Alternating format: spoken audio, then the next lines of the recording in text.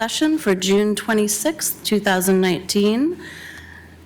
Is it Kaylee? Keelan. Keelan, I'm sorry. She's new, everybody, kind of. Can you please call the roll? Of course. Fish. Here. Hardesty. Fritz. Here. Wheeler. Udaly. Here.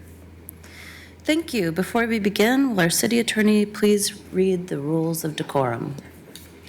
Welcome to the Portland City Council. The City Council represents all Portlanders and meets to do the city's business. The presiding officer preserves order and decorum during City Council meetings so everyone can feel welcome, comfortable, respected, and safe.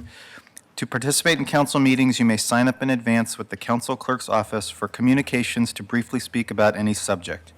You may also sign up for public testimony on resolutions or the first readings of ordinances.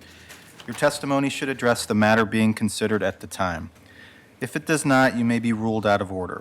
When testifying, please state your name for the record. Your address is not necessary. Please disclose if you are a lobbyist. If you are representing an organization, please identify it. The presiding officer determines the length of testimony. Individuals generally have 3 minutes to testify unless otherwise stated. When you have 30 seconds left, a yellow light goes on. When your time is done, a red light goes on. If you are in the audience and would like to show your support for something that is said, please feel free to do a thumbs up. If you want to express that you do not support something, please feel free to do a thumbs down. Please remain seated in council chambers unless entering or exiting. If you are filming the proceedings, please do not use bright lights or disrupt the meeting. Disruptive conduct such as shouting or interrupting testimony or council deliberations will not be allowed. If there are disruptions, a warning will be given that further disruption may result in the person being ejected for the remainder of the meeting. After being ejected, a person who fails to leave the meeting is subject to arrest for trespass. Thank you for helping your fellow Portlanders feel welcome, comfortable, respected, and safe. Thank you. Now on to communications. Will you please read the first item? 619, request of Stan Herman to address council regarding answering his question. Welcome. Please state your name for the record. My name's Stan Herman. I think I'm just going to pass out this information. You got a couple members, council people gone, so I probably won't be able to really emphasize what I want to continue to talk about. So I'll just pass this. If you read it when you can, I'd appreciate it. Okay, you can give your documents to the clerk and she will hand them out.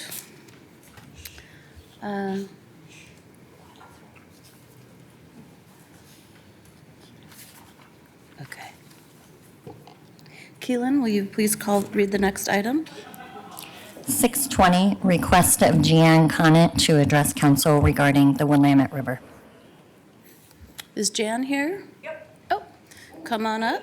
One of my favorite subject too. Hey, how are you? Why are we missing part of our quorum? Please state your name for the record. You have 3 minutes. Jeanne Canette. Just gonna say the same thing I've been saying. Since 3 I've been minutes. 3 years old, I've been marching in these streets to clean up the Willamette River. 20 years after that, we actually made some headway.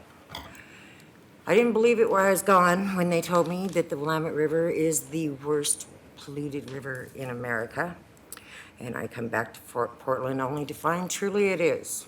So I have 2 questions to you. Number 1, why do you choose to keep polluting it? And secondly, what have you been doing with all the money you're supposed to use to clean it up? Anybody? Everybody. I mean, I'm 58 years old. That's 55 years in these streets trying to get this river cleaned up. What was it? After 20 years, so that would have made me what, 33. So when I became 33, people started taking over Portland that don't give a damn. Is that what I'm supposed to get from all this? Because that's what I'm getting from all this. And it's not just me. Most people just don't have enough nerve to come up here and tell you to your face. I think you ought to make it public, like first thing on your webpage, what's been going on and why. And I don't know what he's doing about this fun site. Did he say he wanted to put a harbor in on the St. John side just up from the bridge where all that contamination is with those great big huge signs that says, do not breathe this air or you will become permanently mentally disabled for the rest of your life. I had pictures. I didn't bring them this time. What's up with that, guys? That's right at the end of St. John's. That's where I taught my son how to dive. That's where me and my brothers, we played as soon as we got old enough to swim further than off the dock. Okay, well, that's less than 3 minutes, and that's all I want to know, and apparently nobody here wants to answer any of my questions, so that's how it goes. Thank you. Keelan, will you please read the next item? Items 621, 622, and 623 would like to come up together.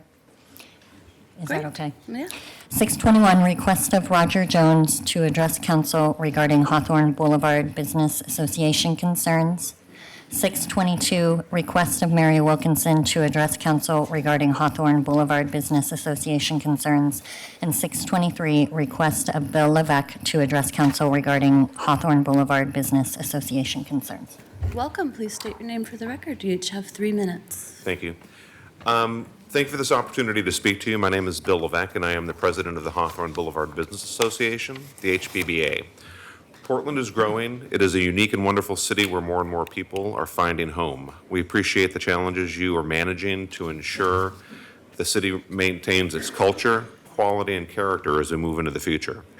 Our district stretches along Southeast Hawthorne from 12th to 55th Avenues and Southeast Main to Stevens with more than 500 unique businesses, 3,500 jobs, and 10,000 residents.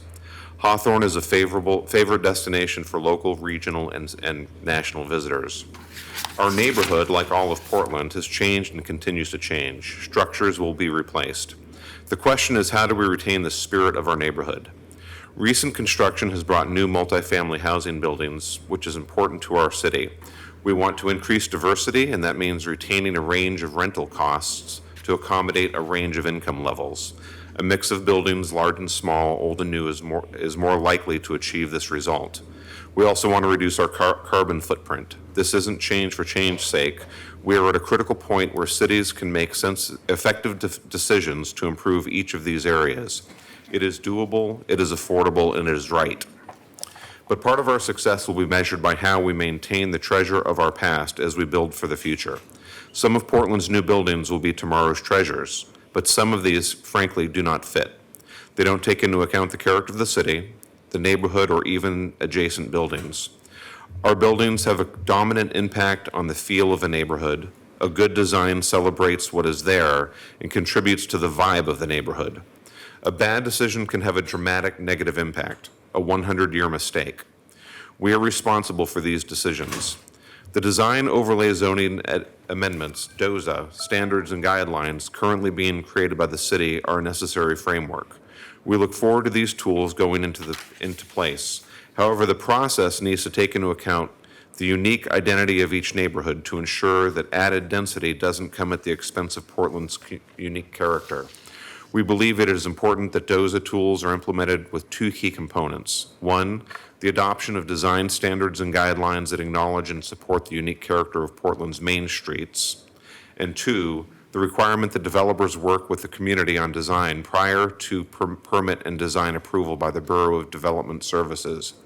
The HBBA, with the PDX Main Streets Initiative, worked with them to shape and then adopt the Main Street design guidelines to ensure our corridors have lively public spaces, active ground floors, livable residential units, historic cohesion, and appropriate step-up and step-backs. The proposed DOZA standards currently set 55 feet as the threshold for design review, but most of the new buildings along Hawthorne are between 45 and 55 feet. We need a second design commission focused on the east side of the city, and we need to create Hawthorne Design Overlay Panel with participants from the Hawthorne community. Sir, your time's We up. appreciate your almost- help. Okay, thank you. Next. Good morning, all. My name is Roger Jones. I have been here before. I'm the owner and president of Aetna Brokerage Incorporated, founded by my father in 1948. We've been a family-owned business for over 70 years, and I come today as a 5th-generation Portland-born Oregonian founder of the Hawthorne Boulevard Business Association and board member of both HBBA and Venture Portland. In our small but distinctive business district, we are legacy to a disproportionate number of buildings that are on the unreinforced masonry building list that this city has adopted. One of which of those buildings was one of our investments as early as 1953. Others may have different views, but I was born and bred on URM buildings. My passion is somewhat proportionate to my experiences. 42 buildings in our district have long contributed to the unique and loved identity of Hawthorne Boulevard. Please notice in your packet a current image of a 30-year-old pioneer business, Pasta Works and Powell's Books. The building has sat vacant since 2016, since the date that the city filed its URM list. That was May of 2016, and that building has been vacant now, and the tenants can't afford the URM fixes. As a property owner, I understand the critical need to ensure safety, life safety protections in buildings, as well as the significant and serious challenges to our city's historic building stock will face if the really big one comes. At this time, I'd like to thank Commissioner Fish. Unfortunately, Commissioner Hardesty's not here, but I would still thank her for acting on behalf of the small businesses in the greater community, continuing testimony regarding unreinforced masonry buildings. In your packet is also a picture of a building on 40th and Hawthorne that is a magnet for graffiti. It has, but I will say that yesterday it got painted. This picture was taken over the weekend when I was in a cleanup, and I took that picture because I wanted to remember it. This HBBA asks you, our city leaders, first to ensure the URM list is accurate and does not negatively impact property owners' ability to secure insurance coverage, tenants, or financing and make life safety improvements. Second, to increase masonry building owner representation on the newly announced URM Policy Committee. Currently, only 16% of the committee members are commercial building owners, with the majority of the committee made up of contractors who primarily stand to benefit from reinforcement requirements.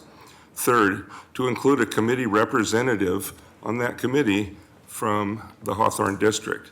And lastly, to explore innovative funding options and incentives to help legacy property owners do the right thing and reinforce their buildings. Small business owners are creative problem solvers. Thank you, Commissioner Fish. We have to stay in business. We have to stay in business.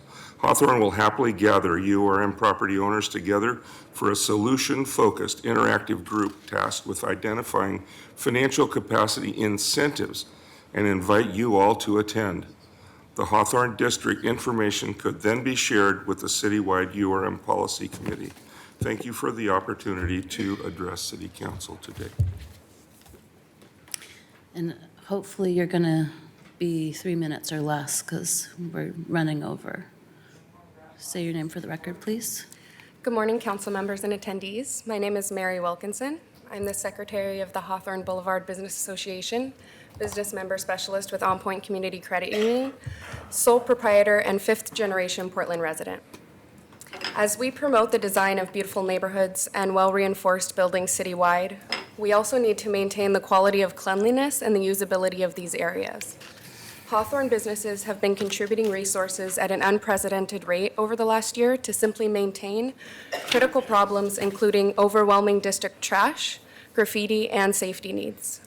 Earlier this month, more than 200 volunteers, including business owners, employees, and residents, participated in a cleanup effort removing pounds of litter and cleaning graffiti around Hawthorne. The HBBA is hosting another cleanup effort before the Hawthorne Street Fair on Sunday, August 25th. The city says one of the best ways to deter more graffiti is by removing it in a timely fashion. As business owners and residents struggle to keep up with the ongoing graffiti issues along our district, we thank the City of Portland Graffiti Program and the budget dollars that fund it. By continuing to fund relief efforts, the city shows that it supports the prosperity of local businesses and the quality of life of the community. We would also like to express our thanks to the Bureau of Planning and Sustainability for the Keep It Pretty Rose City Cleanup Toolkit, which notes, clean, inviting sidewalks enhance the vitality and functionality of an area. It's a fact that transportation hubs, business districts, and public places where people shop, eat, and gather tend to generate more trash. The Hawthorne District is no exception. And we appreciate the mayor's commitment to making Portland the cleanest city in the county and BPS's proposed 5-year rollout of trash receptacles to the highest traffic districts. Providing public trash cans along the length of our district is financially out of reach for our business association. We would like to establish a partnership with the Public Trash Can Program and announce a rollout date for trash receptacles and service to Hawthorne at the hanging of our new district banners this summer, which we were graciously provided by a sponsorship from Venture Portland. We are working together as a district and community to maintain and protect the cleanliness, safety, history, and future of Hawthorne. To summarize our request today, the Hawthorne Boulevard Business Association is asking the city to create a Hawthorne design overlay panel with participants from the community, to expand to a higher level of membership by owners directly impacted by unreinforced masonry buildings, and to bring trash receptacles to Hawthorne. Thank you to my colleagues Bill and Roger, attendees, and member of council for allowing a space for open communication about our city today. Madam President, Commissioner Fish? just want to say thank you very much to our friends from Hawthorne Boulevard for taking the time to join us. We'll share your requests with the mayor when he gets back. He's currently on vacation. Thank you for the handout, and thanks to Venture Portland and Heather Hale for being here and for all the great work that she does as well. And my son just opened his first savings account at On Point, so thank you for that, Mary. Hey, they have a good matching program going on right now, so I hear you. I'm glad to Good hear program overall, so thank you it. very much. Absolutely. Thank you so much. Thank you. Commissioner Fritz? Thank you for your testimony. I encourage you to send it to Commissioner Hardesty, since she's also on vacation, particularly with regards to the Unreinforced Masonry Committee. I believe that's coming to council on July 10th, so now would be a good time to get your input to her office. Thank you so much. In the public I could be record. wrong, but that's why. And I have a question. Have you considered creating an ESD for Hawthorne? Excuse me? An enhanced service district for Hawthorne? We could talk about it later. Enhanced Service District for Hawthorne? Yeah, We'd love to talk to you about that. okay. Yeah, we'd love to Yeah. hear some details All about right, establishing thanks that. for being here. Thank you so much. Thank you. We do not have a large enough quorum for the consent agenda. I guess I should find out first, was anything pulled? No consent agenda. Okay, thank you. So it will be heard in the afternoon when Commissioner Hardesty is present, and there's 4 of us. So please read our first time certain, item 624. Authorize exchange agreement with the USDA Forest Service to execute a land exchange in the Bull Run watershed. Commissioner Fritz? Thank you, Madam President, and I misspoke. Commissioner Hardesty's vacation starts next week, so she will be back this afternoon, as you noted.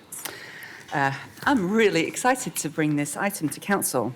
The Water Bureau and the U.S. Forest Service have collaborated on a proposal to exchange lands and consolidate land ownership in the Bull Run watershed. The city and the Forest Service have been partners in the management of the Bull Run watershed for more than 100 years. The land exchange reflects the trust and collaboration that defines this long-term partnership, which has been hard-earned and now is very solid, and I appreciate that. Edward Campbell, Director of Resource Protection and Planning for the Water Bureau, is here to describe the proposed exchange, and we're also glad to welcome Mount Hood National Forest Supervisor Richard Perryman to speak on behalf of the Forest Service. Thank you, gentlemen, for joining us. Good morning, Council. Again, Edward Campbell, Resource Protection and Planning Director for the Water Bureau, here with Richard Perriman, the Mount Hood National Forest Supervisor. Very pleased today to talk about the Bull Run Land Exchange. As Commissioner Fritz mentioned, the city's been working with the Forest Service for over a century in the Bull Run, and we've been working in a formal way on this proposal since 2010, so for almost 10 years. In contrast to our relationship and to this process, our presentation today is going to be short and sweet. So I'm going to go through a brief set of slides, and then Richard will have a chance to talk, and then we'll be available for questions. So if we can get the slides started. Thank you, Carla. So just a reminder, of course, for everyone, the Bull Run is the primary drinking water source for the city of Portland. It's located roughly 25 miles to the east of the city within the Mount Hood National Forest. And it is that resource, along with our Columbia South Shore well field, that allows us to meet the drinking water needs of nearly 1 million customers in the metropolitan area. A closer look at the Bull Run indicates the Bull Run Watershed Management Unit. That's the dark line you see there, and that encompasses about 147 square miles, roughly the same size as the city boundaries, city of Portland. And the remarkable thing about that is that that entire land area is dedicated to the production of pure drinking water for the metropolitan area. Most of the area on this slide, it's hard to see with the contrast, and we'll have better slides later on to show you the contrast, but most of the area on that slide is shaded green, which indicates that it is in federal ownership. The city owns lands around the furthest reservoir to the west, Reservoir 2, and the land ownership split is roughly 95% federal ownership, 5% city ownership. And the history of the city's land ownership pattern really was dictated by when the city first identified and developed the Bull Run as a drinking water source in the 1880s and 1890s. It purchased private land holdings to acquire the water rights, and so therefore there isn't really a rationale to the acquisitions of lands. It was just what was available and what could be purchased at that time. So as we mentioned, we work in coordination with the Forest Service to manage and protect the watershed. And that is a relatively remarkable and rare occurrence for an area that is so much federal land. I think it's a rare thing that the city as a non-federal partner gets to have as much management oversight and participate directly in the protection of federal lands in the way that we do for the Bull Run. In 2007, the two parties, the Forest Service and the city, we entered into an updated long-term partnership agreement. And that agreement further defined the roles and responsibilities for watershed protection in the unit. The Water Bureau was basically, it resulted in the Water Bureau being the lead for the drinking water system and water resources, and the Forest Service being the lead on upland terrestrial resources, essentially the areas within the management unit that are further away from water resources. As well as roads decommissioning and fire planning response lead.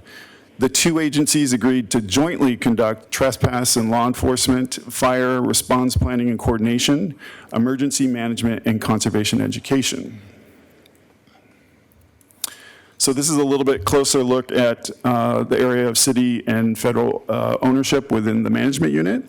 And what you'll notice there is what I mentioned before, is that the city's ownership pattern in blue is scattered, not particularly close to the reservoirs or drinking water infrastructure.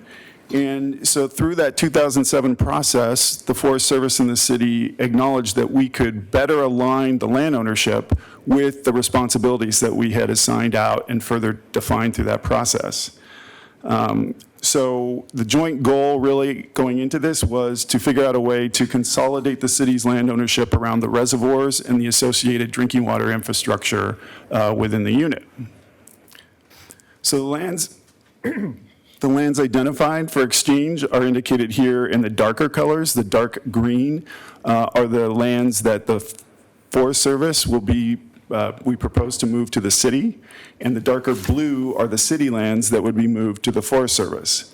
In total, it's just over 2,200 acres of land that the city would be releasing while receiving just under 2,900 acres from the Forest Service. The two sets of parcels have been determined by a third-party appraiser to be of equal value, and therefore there will be no cash payment required to conduct this transaction.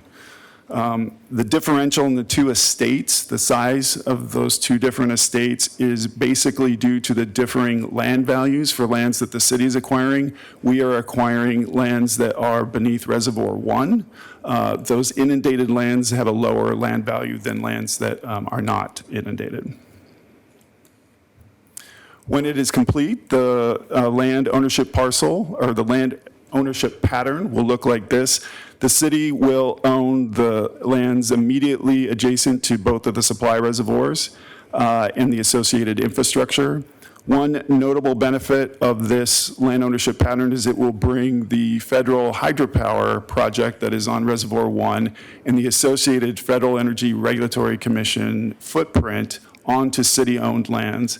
That will result in the city avoiding a roughly $150,000 payment each year that it currently makes to FERC as a cost, basically a rental fee for producing hydropower on federal lands.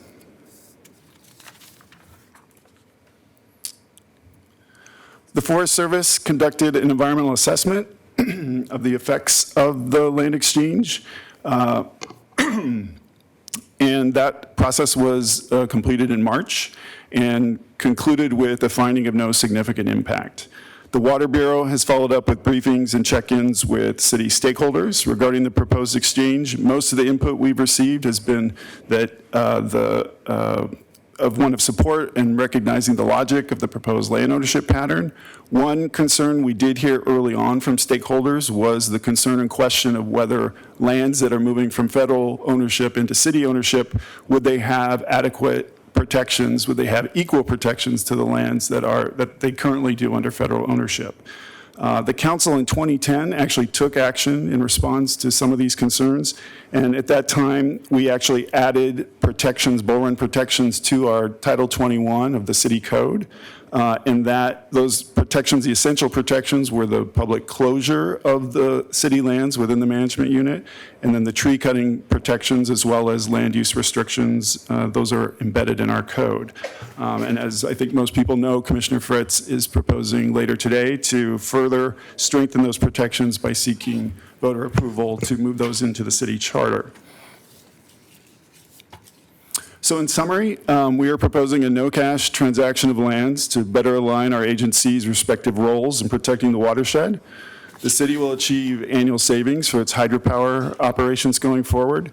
Watershed protections will remain as stringent as they are in the current land ownership configuration. Next steps would be the council will vote at a second reading of whether or not to approve the ordinance. If it is authorized and the agreement is authorized, what we would do next is work with the Forest Service and Multnomah and Clackamas counties to complete the exchange process and result in a transfer of deeds. We would expect to formally complete that process by either late 2020 or early 2021. So with that, I'd like to invite Richard to comment on behalf of the Forest Service. Good morning, Council, and I wanted to thank Edward Campbell and the Portland Water Bureau for the excellent work and partnership that we've had over the many years. Of course, Edward wasn't here 100 years ago, but I wanted to thank him for all the great work and being such a great partner.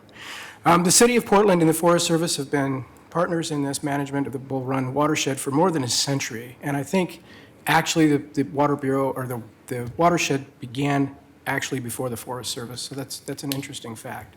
The proposed land exchange is the latest evolution in this long-term partnership. The federal process that Edward referred to for considering a land exchange provides for very careful due diligence and multiple opportunities for public comment. In March of this year, I made a decision on behalf of the Forest Service that this exchange is consistent with federal law and policy and is in the public interest. The exchange will not change how the land is used or managed. The city land accepted into federal ownership will be managed under the long-standing protections of Public Law 95-200 as amended, and the federal land accepted into city ownership is already occupied and used by the city on a daily basis. The land exchange demonstrates a deep understanding by both the city and the Forest Service that water for the city of Portland from the Bull Run watershed is a long-term commitment and mutual objective of both agencies. The Forest Service is pleased to reach this important milestone in more than a decade-long process of this exchange and looks forward to a continuing partnership with the city of Portland. Thank you. Thank you. Thank you, Mr. Perriman, for being here. Thank you, Edward Campbell, for all of your work. I also need to note that Commissioner Fish was in charge of the Water Bureau for a lot of this work, so thank you, Commissioner, for your guidance of this process. I just have a technical question. We scheduled this hearing today in part because our colleagues could be here and also so that we could vote on it next week. The council has now lost a quorum for next week, which I'm quite sad about. I would like to be able to vote on this. Does it matter if we wait until the end of July to actually solidify this and have the second vote, to have the second reading? No, that's not a problem. Thank you. So we'll be having the second reading on July 25th, assuming that the support's on the council. Thank you very much. Keelan, is there any testimony? 24th, I think. 3 people signed up: Lightning, Joe Walsh, and Maggie.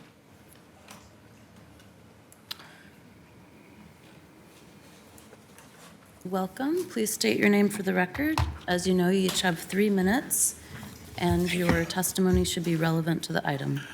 Good morning. My name is Joe Walsh. I represent Individuals for Justice. We support this. We had the question of the safety of the 2,900 acres that were going to be moved from federal jurisdiction into the city, but that was answered in the presentation, and I was really glad to hear that. Anytime we get into the water system, we get nervous. So we see it. We only had that one question. It was answered, so we're going to support it. And if I get egg on my face, then I get egg on my face. But it sounds like something that thoughtful people have accomplished. And if it goes through, that's a good thing. And as much as we battle you on issues, we will also come up and try to say when we support what you're doing. Thank you.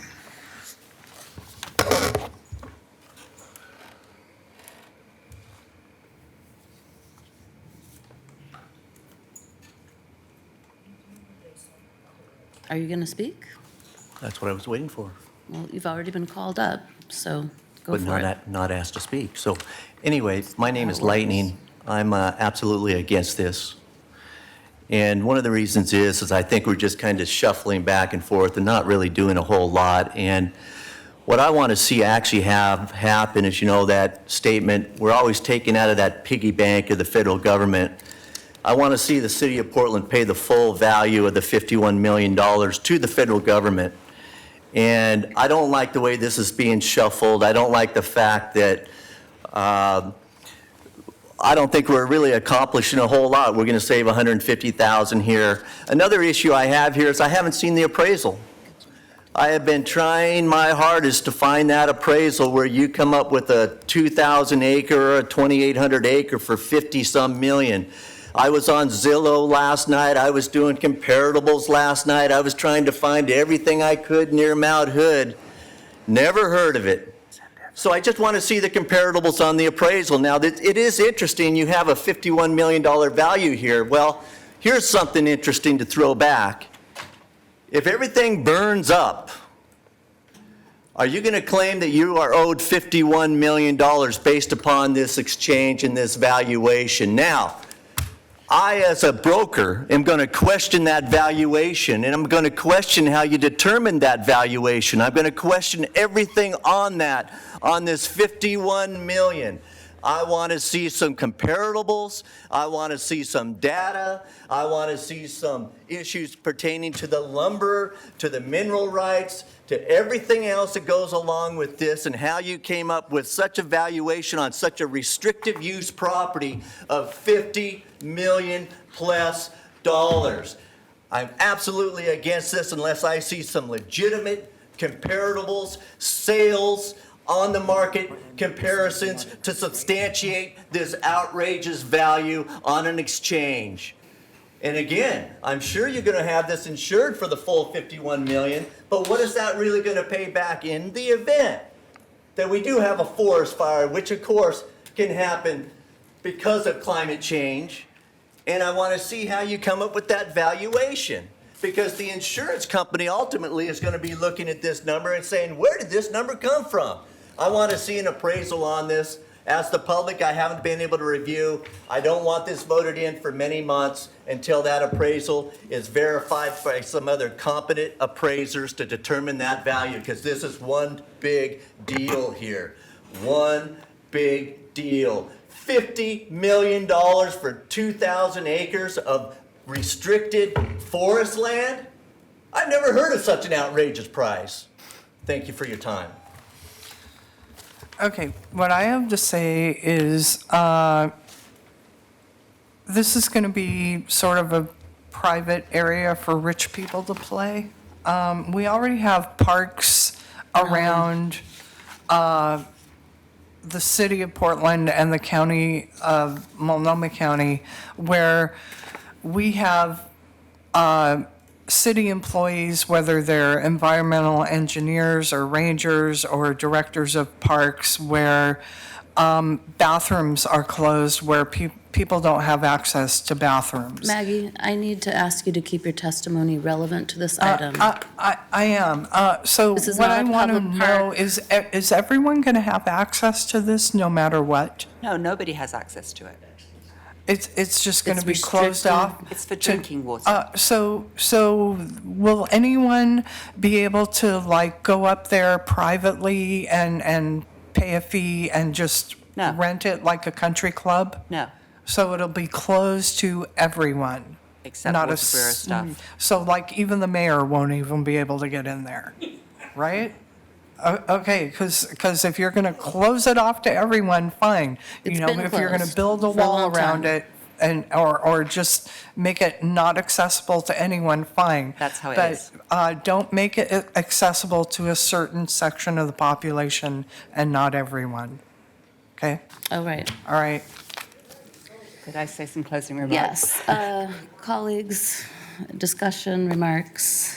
Did you want to say anything, Commissioner Fish? No. Okay. Commissioner Fritz. Did you want to say anything, Madam President? No, I am looking forward to your remarks. My rousing remarks. Yes. Edward Campbell and Richard Perryman, thank you so much for all of your work on this. This has been, as was said, 10 years of work, and it's a very solid proposal. Thank you, Commissioner Fish, for your leadership for more than 4 years. I need to thank also Dick Robbins, who's retired, but got this process started way back in 2010, Sarah Petrosini, who has assisted the project lead since 2012, and Janet Senior, who took over for Dick in 2013 and guided it to completion. Thank you also to Mike Sturr, Gabe Solmer, and Christian Nieves in my office for their leadership of this. This is a really good thing. And so we will be voting on it. I misspoke earlier. It will be July 24th. And it's a really significant improvement in protection for the bull run. Thank you very much, everybody. This is the first reading of a non-emergency item. It moves to second reading. Keelan, please read items 625, 626, and 627 together. 625, refer amendment to the city charter regarding protections for Bull Run watershed. 626, refer amendment to the city charter regarding emergency mutual aid agreements. 627, refer amendment to the city charter regarding public use of city lands for permissive secondary purposes. Commissioner Fritz. Thank you, Madam President. First, I have an amendment to agenda item 625, which is the protection for the Bull Run watershed. Due to a grammatical error, the following change is needed in the last paragraph of Exhibit A, which you have been given copies of. And essentially, the amendment to the charter will now read: development in the Bull Run watershed closure area that is allowed by the charter must first seek to avoid, then minimize and mitigate for impacts. So seek to was the grammatical error. Thanks to Terry Thatcher, retired city attorney, for continuing to volunteer as in the community to keep us on track. So I move the amendment. Moved by Commissioner Fritz, seconded by Commissioner Fish. Could we vote on that to put it on the table too? Right now? Yeah. Keelan, please call the roll. Fish. Aye. Fritz. Aye. Udaly. Aye. Thank you, colleagues. I've been the Commissioner in charge of the Water Bureau for just about 8 months, and as many of you know, I am a person who studies the rules when considering any issue. When I looked at the City Code and the City Charter for the rules governing the Water Bureau, I was astonished to find there is nothing in the City Charter about the Bull Run watershed. As was noted earlier, there is language in code, but the code is supposed to follow the Charter, not the other way around, and the Charter requires a vote of the people to change it. The code can be changed by City Council. So although there are federal and state protections that are reflected in City Code, I believe the Charter should embody our values of Portlanders, especially for the most basic of all basic services, our delicious pure drinking water. I was also troubled by court rulings that questioned the Council's authority to make decisions in the public interest for the uses of the waterfront. So I was excited to bring before you today 3 resolutions which all align with the Council's shared value and benefit to our precious water system. Slight change, I am asking today for your support in referring 2 of these 3 separate amendments to the Portland voters in November 5th. Those would be the protections for the Bull Run watershed, which is 625, and authorizing City Council to enter into mutual aid agreements, which is 626. The third item, 627, clarifies the City Council's authority to allow water fund dollars to be spent on the maintenance of lands outside the protected areas of Bull Run. And this needs more conversations and work before being presented to voters. I have heard enough concern from environmental advocates and the Citizens Utility Board since we opened the discussion draft public comment period that I will be pulling this back to my office after the hearing today. If anyone is here to testify in favor, please speak up. I still believe this is the right thing to do. However, there are some legitimate concerns, and I believe the timing is not right. In the meantime, I would ask for your support to refer the 2 most important measures to voters, which will allow all Portland voters to engage on these issues in November of this year. I believe that Portlanders share my values of environmental protection, health and safety, and financial responsibility. That is what these resolutions represent. My senior policy advisor, Christina Nieves, the liaison to the Water Bureau, will provide a presentation on these 2 items, and then we will have 2 panels of invited testimony. Thank you, Commissioner. Good morning, council members. My name is Christina Nieves, for the record, Policy Advisor to the Office of Commissioner Amanda Fritz. I'm here before you today to review the 2 different resolutions referenced by Commissioner Fritz. The first, and perhaps the most important, is maintaining the current protections for our Bull Run watershed, assigning Portland voters the right to decide changes in the future. The Bull Run watershed provides high-quality drinking water to the Portland metro area. Many people brag about the quality of Portland's water, and anecdotally, I can say I have taken the quality of our water for granted. I'm harshly reminded of how lucky we have it here whenever I travel. The current protections in the Bull Run closure area, including restricting public access on city lands, not only provide safe and usable water, but also have positive impacts on ecosystems and support the city's environmental goals. The first resolution asks Portland voters to place current protections that we already have in our city charter, so that they are able to stand the test of time and changes in authority. The second item allows City Council to allow the Water Bureau to enter into emergency mutual aid agreements with other jurisdictions. This will essentially ask the voters whether they want the ability to receive aid and related to water services, as well as supply it to other communities when necessary. During Hurricane Katrina, for example, city staff were dispatched to aid in maintaining and repairing crucial infrastructure. It was the right thing to do. A judge then questioned the City Council's authority to send that aid. The second resolution provides clarity in answering that question. These 2 referrals, which will be separate ballot measures, seek to benefit the water system and those who use it. By referring these items to the November 5th, 2019 ballot, Portland voters will have an opportunity to engage and decide on issues of environmental protections and health and safety in a timely manner. That concludes my portion of the presentation. I would like to now turn it over to our invited guests. Our first panel, we have Regna Merritt from Physicians for Social Responsibility, Janice Thompson from the Community Utility Board, and Mike Hook from Urban Green Space Institute. Thank you. Welcome. Thank you all for being here.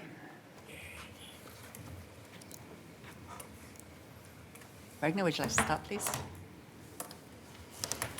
Thank you very much. It's an honor to be here today to address the legacy issue of Bull Run and resolutions that deals with 625. I'm here to speak in support of that, and I appreciate your pulling back on 627, which we consider to be controversial. There's a huge legacy to be discussed here today, and I just want to recall for a moment that although my work on Bull Run protections began in '88, I spent time in the city archives reviewing what had been done in the 1800s. The forefathers and the foremothers in Portland wanted to have a watershed that was fully protected from human trespass because they wanted to protect residents of the city from having to drink the waste that was coming from the Willamette, untreated and treated human waste. And so that was the impetus, that and deciding that we didn't want to have domestic animals putting waste into our drinking water was one of the original incentives for moving forward with the whole idea of no trespass. So in 1904, the Trespass Act was passed, and that prevented the entry of humans into the watershed if they were going to disturb the watershed in any way. Some of you may remember that in 1950, the Forest Service started logging in the Bull Run, violating the terms of that federal legislation. And it was then that Joe Miller, and today is the anniversary of his death. We want to remember what a great hero he was, and he was a personal mentor as well, I want to acknowledge. Fought from the 50s that violation of the 1904 Trespass Act. And there was a very huge citizen-led effort to correct that, but instead what we saw was a law passed to void the 1904 Trespass Act and to allow logging. Many in this room and many who are watching on TV today remember what it took to get the city of Portland and the Water Bureau to agree to support federal legislation that would again protect the Bull Run from trespass. And so we had important legislation in 1996 and again federal legislation in 2001 that brought those protections back. These were hard-fought battles, and it's really nice to be on the same page with the city now because it wasn't always like that. So we have to look, as we look at the land exchange, we understand that we're losing those hard-fought protections for a certain subset of lands. Those are the lands around the reservoir. So they might be most attractive for development if a future city council or water bureau wanted to violate kind of the understanding that we've come to. That could happen more easily with only land ordinances in place, not so easily with a charter amendment in place. That's why we support this charter. We know there are other cities that have actually cut their municipal watersheds to raise money, and we would never want that to happen. Just a reminder that it's not just for the citizens who've benefited from an undisturbed watershed, but there are also businesses that are located here because of the clean drinking water, microbreweries, Japanese restaurants. We have a whole slew of incredible businesses here that rely upon the cleanest drinking water, and that comes from an undisturbed watershed with no trespass. So I'm here with Physicians for Social Responsibility to congratulate you on putting this forward and to add our support, our very strong support. There'll always be vigilance required when it comes to our drinking water. We've seen that over 100 years. This is a very important step to protecting it. Thank you very much. Regna, thank you for being here today. Thank you for all of your work over many decades on this issue. I was honored to attend your retirement from Physicians for Social Responsibility on Sunday, along with Multnomah County Chair Kafori and many other well-wishers. So I think our entire community owes you a huge debt. Thank you for being here today. It's very fitting that we're doing this as you move on to other things. Thank you very much. Welcome. Janice Thompson, Oregon Citizens Utility Board, or CUB. I wholeheartedly support the Bull Run protections provisions. This was actually foreshadowed by comments I made during the discussion a couple summers ago now, related to how to address losing the cryptosporidium treatment variant. That variance process included any number of protections to the watershed. And so I think there were valid concerns raised then that if those concerns were dealt in a different way by the subsequent treatment decision to go with the filtration plant, was something along these lines necessary. And so, you know, at that point in time, I indicated that, you know, that could be an appropriate, you know, next step. So support it now, kind of just highlighting that this support is kind of foreshadowed by some previous comments. Given our role as a, you know, fiscal watchdog, however, I would be remiss if I do not bring to this discussion information about the cost of special elections, which are borne by the pertinent bureau. So estimates from Multnomah County, and to be clear, they are estimates. The actual bill to the Water Bureau only comes after the election because turnout is one factor in their cost calculation allocation formula. You know, the Multnomah County elections folks have been doing this a long time, so I think it's fair to say that these estimates are, you know, in the ballpark. So with one Portland measure, along with the anticipated Metro bond, the cost for the Water Bureau would be in the ballpark of $245,000, $250,000. With two, the cost to the Bureau would be in the ballpark of $335,000. In other words, the cost doesn't double, but it adds. So, and if these measures were on the 2020 ballot, not a non-special election, there would be no cost.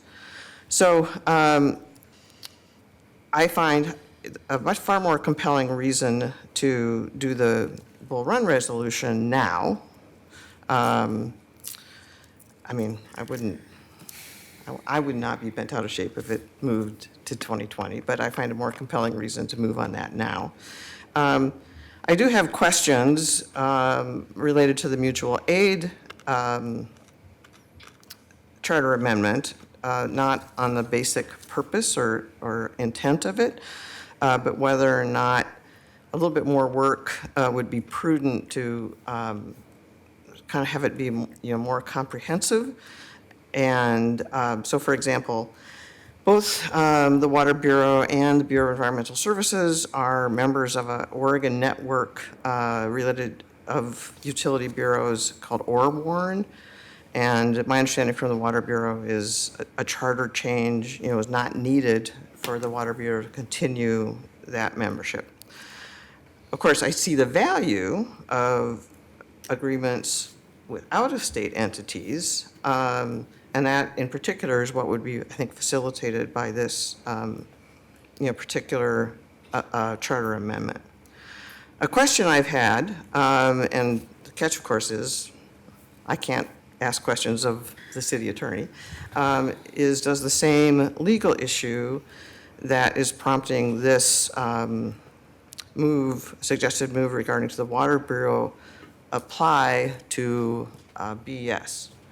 Even if it does, you know, exactly how that might be fixed. I mean, BES definitely has provisions in the charter, you know, maybe more provisions about BES are in statute. And then the other question, but it just seems like, you know, before I'm really comfortable with saying, let's just kind of move ahead on 2019, let's take a look to see if something similar is also prudent for BES. Janice, what we thought was we'll give this one a whirl, and if the voters like this one, we'll look to BES. I'm sorry, what?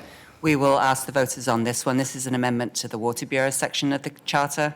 If the voters approve this, then we can also look at doing a similar one. Right, if or needed. you could do both in 2020. So, I'm not doing two campaigns, Janice. All right. And besides which, we don't know when the big one is going to hit. So I think getting these mutual aid agreements done as soon as possible is in public interest. I think the other question I have is whether it would be prudent to think about, a more citywide policy about mutual aid. So, the end result of these deliberations may be that this is exactly the one to move forward. As I say, I just don't see as compelling reason to move forward without this analysis about other pieces of the puzzle.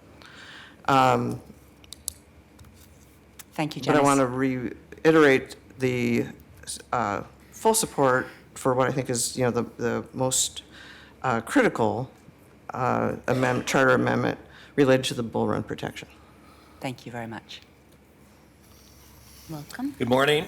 My name is Mike Hauk. I'm here representing the Urban Green Spaces Institute. And about this time, 44 years ago, 1975, I sat before a congressional hearing on Bull Run, at which Commissioner Ivancy, at the time, who was in charge of the Water Bureau, actually was proposing federal legislation that would weaken protection of Bull Run. So it pleases me no end to be here today, 44 years later, to thank Commissioner Fritz and the entire council, by the way, for being a much more progressive, forward-thinking individual and organization with regard to environmental issues. And I'm unequivocal in our support for both of the measures before us today. And I'd like to add that I'm also very supportive of the concept of the measure that's been pulled. I think, for example, of Powell Butte. What would Powell Butte be today if there weren't the ability for the Water Bureau to work with the Park Bureau and others? Another example, there are, of course, hydro parks in North Portland that I think have greatly enhanced the livability of those neighborhoods. So I understand and support the fact that there needs to be a little more refinement of the language to tighten it as much as possible. But I think that's a classic example of trying to tear down some of the silos that we keep talking about wanting to attack in the city and have more cooperation between bureaus and with bureaus and the public. So we're here, the Urban Green Spaces Institute, to thank you and to urge your support. Thank you very much. Our second panel is Steve Wise from the Sandy River Basin Watershed Council, Courtney Ray from BARC, and Micah Meskel from the Audubon Society.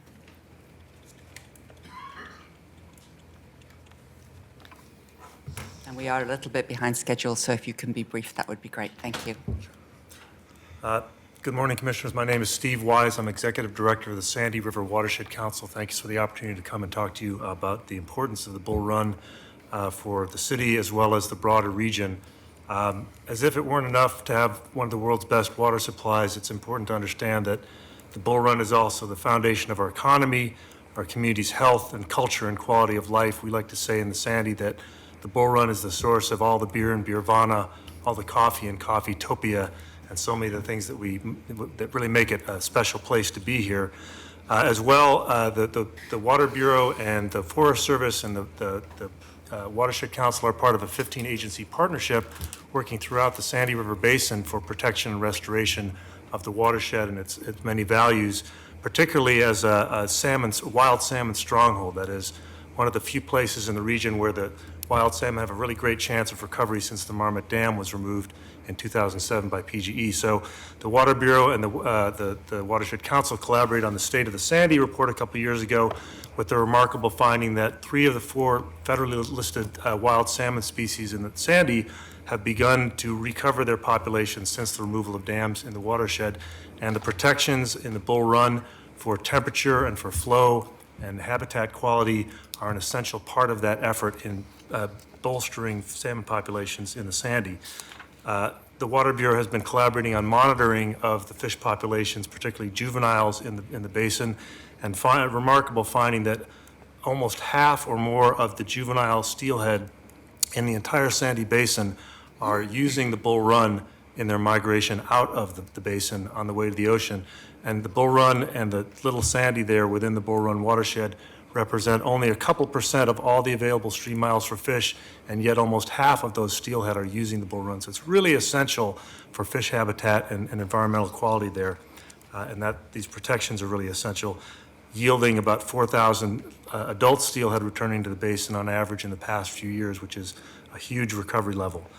Secondly, the investments from the Habitat Conservation Plan, the HCP that the city is investing in, are essential to habitat recovery and improvements throughout the Sandy Basin beyond the Bull Run.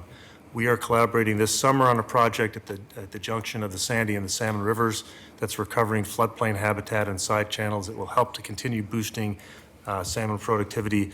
And the investment from the Habitat Conservation Plan and the partnership on land where the city has captured a conservation easement are, again, examples of really essential support that the Water Bureau and its actions in the Bull Run are providing to the broader Sandy Basin. And then finally, on the third item that I wanted to emphasize is that the Sandy has been documented by the U.S. EPA as a cold water refuge to the lower Columbia.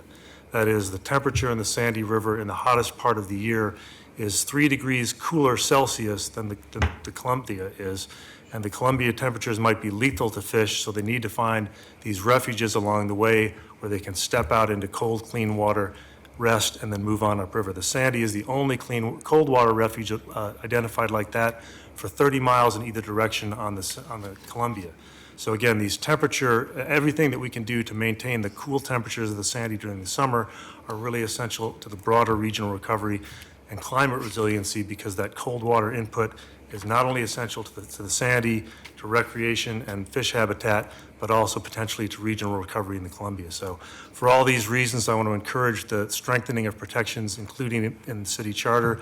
I want to invite you to come join us and visit the Sandy at your earliest convenience to see this work in action and continue the partnership that we have with the Water Bureau and the broad partnership that is working for recovery in the Sandy and the Columbia Basin. Thank you for being here today. That's really interesting. Courtney? Thank you, Commissioners. Representing BARC, we are a watchdog group focused on the Mount Hood National Forest. For 20 years, we've been working with concerned community members and volunteers to monitor the Forest Service's management of the public lands. We represent over 25,000 contributing members and an additional about 15,000 supporters for almost 50,000 folks in the region surrounding Mount Hood that we count as our community. And also thank you to Ms. Merritt and Mr. Hauk for the context on federal management. These things shift, sometimes dramatically. And so we are really encouraged and supportive of the resolution to enshrine these protections for Bull Run into the city charter. We also think it's an important step in the city's commitment to climate resilience, ensuring that no matter what administration at the federal level, Portland will have the ability to defend the highest level of protections for these national forest lands that provide our drinking water, shielding the watershed from industrial development or logging. We hope the city will continue forward in these type of efforts, leveraging the future of our communities and the power of this city government to protect all the waters of Mount Hood. As we know, we were going to need every drop of it, not just the Bull Run, and every drop of it is precious. And thank you for your time. Thank you. Commissioners, my name is Micah Meskel, and I'm with Portland Audubon, and I'm representing the organization and our 15,000 members in the region. So Portland Audubon has long been invested in protecting the Bull Run watershed and the city's water resources. We own and manage land adjacent to the watershed and are very invested in the stewardship of the region. I'd like to thank Commissioner Fritz and her staff for bringing this forward and for the leadership of the Water Bureau and how that has built upon Commissioner Fish's work at the Water Bureau preceding that. So we support both 625 and 626, and we also do support the idea that land owned and managed by the Water Bureau should have the ability to provide secondary benefits for the community and environment when it is compatible. And we believe The Water Bureau currently has that authority, but we also agree with and support Commissioner Fritz's decision to pull the referral at this time, and we are committed to continuing to engage in that conversation to further bolster it so we can bring it to the community into the future. So as we've heard today, the Bull Run watershed is one of the natural resource gems of the city of Portland. The Water Bureau has been a great steward of that land and in recent memory, and the current city code gives it strong protections, but it deserves the more lasting protections for future generations. These protections not only protect water quality, which is so important to our way of life, but also provides undisturbed refuge for fish and for wildlife, which is critically important, especially as our region feels the pressure of climate change. In addition to the Bull Run protections, we also support referring the authorization of mutual aid agreements to city charter. This is the essential component for planning, for responding to natural disasters, and for increasing the city's own resilience in the face of a disaster that we feel. Portland Audubon is wholeheartedly in support of moving these protections and mutual aid agreements to the city charter, and we're excited about engaging our membership and the broader community in educating and bringing them along to vote for it in November. So we appreciate your leadership. Thank you all for being here. I really appreciate it. That concludes our presentation. Thank you.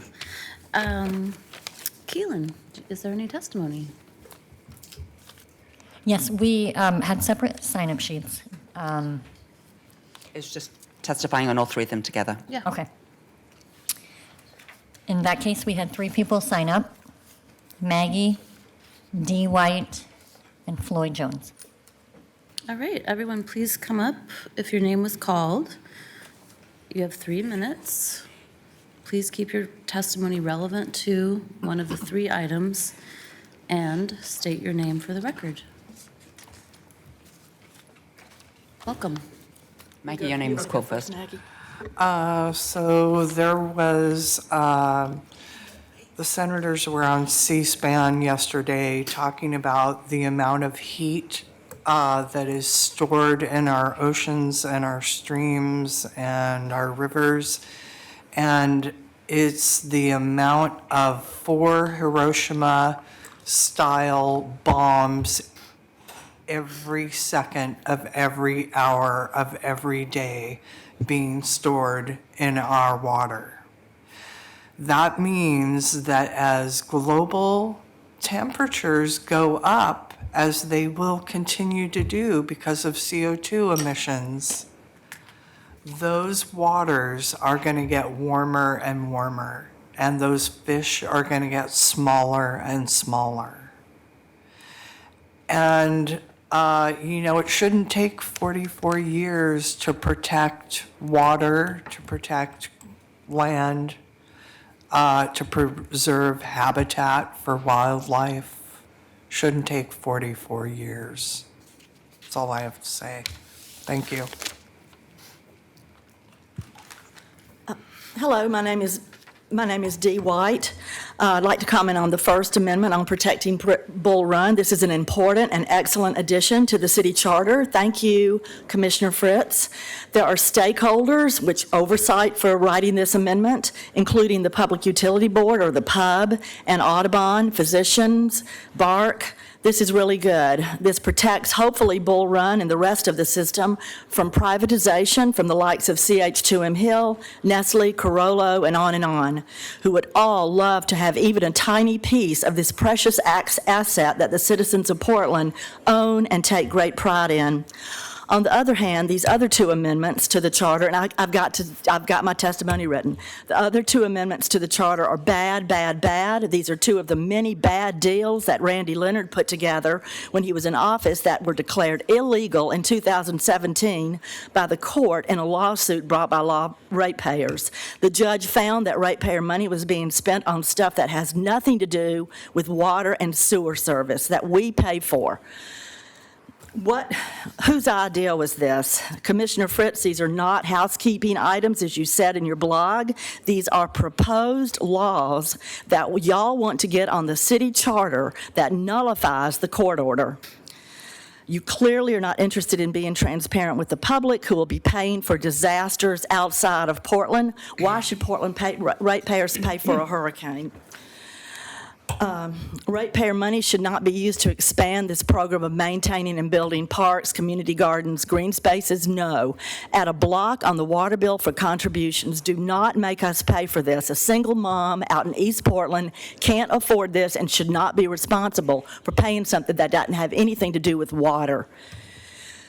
Both of these proposed amendments are about land and money, two things the council has control over. These amendments, these second two, had no oversight, no stakeholders involved, and oversight for the Water Bureau and the BES right now is seriously broken. Last week, half of the pub resigned, including the two co-chair, and because the city has stacked the board with city employees, therefore implying perceived bias and conflict of interest. So, no, these two amendments should not be brought to the charter. Please vote no on both of these. But the Bull Run protections is excellent. Thank you.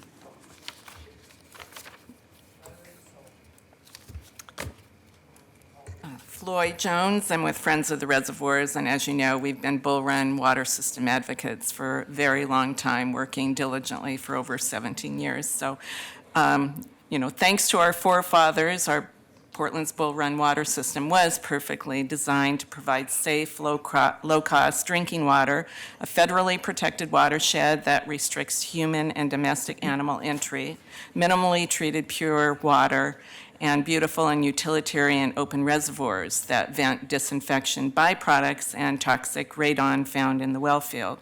Unfortunately, thanks to votes at council and high costs, $450 million eliminated the open reservoirs. Now we're going to spend $400 million to add a chemical adding filtration plant.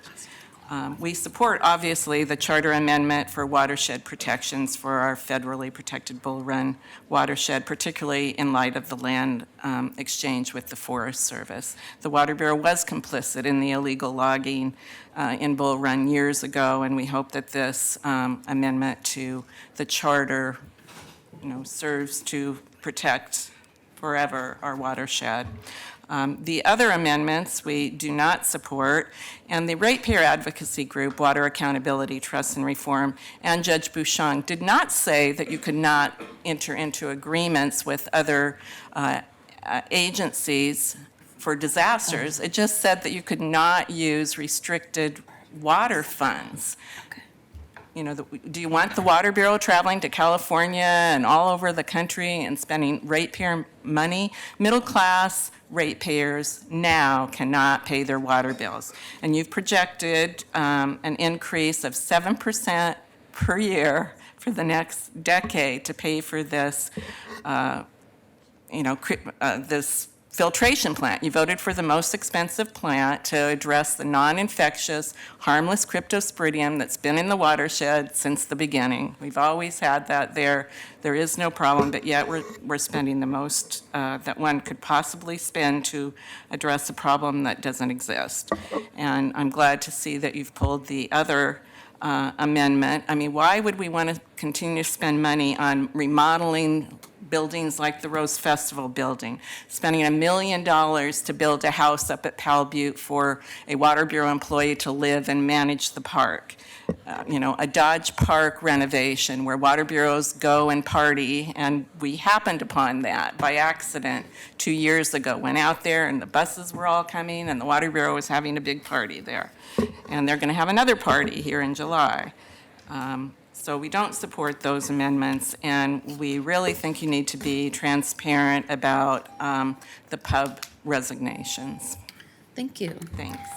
Keelan, can you call the... Good morning. My name is Joe Walsh. Just a moment. And I represent individuals for Mr. justice. Walsh.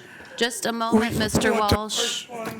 Keelan, can you please call the next people? I'm not taking a vote. Mr. Walsh, can you cut his mic, please? And I am going to speak. This is my time, my 3 minutes. I am following procedure and having you asked up to the table. You are now disrupting, and I will ask you to leave. Go to your room. Go hide like the mayor does. Mr. Walsh, you're disrupting, and you will leave now. Is saying what he wants to say. I'm calling a recess. Get away from me.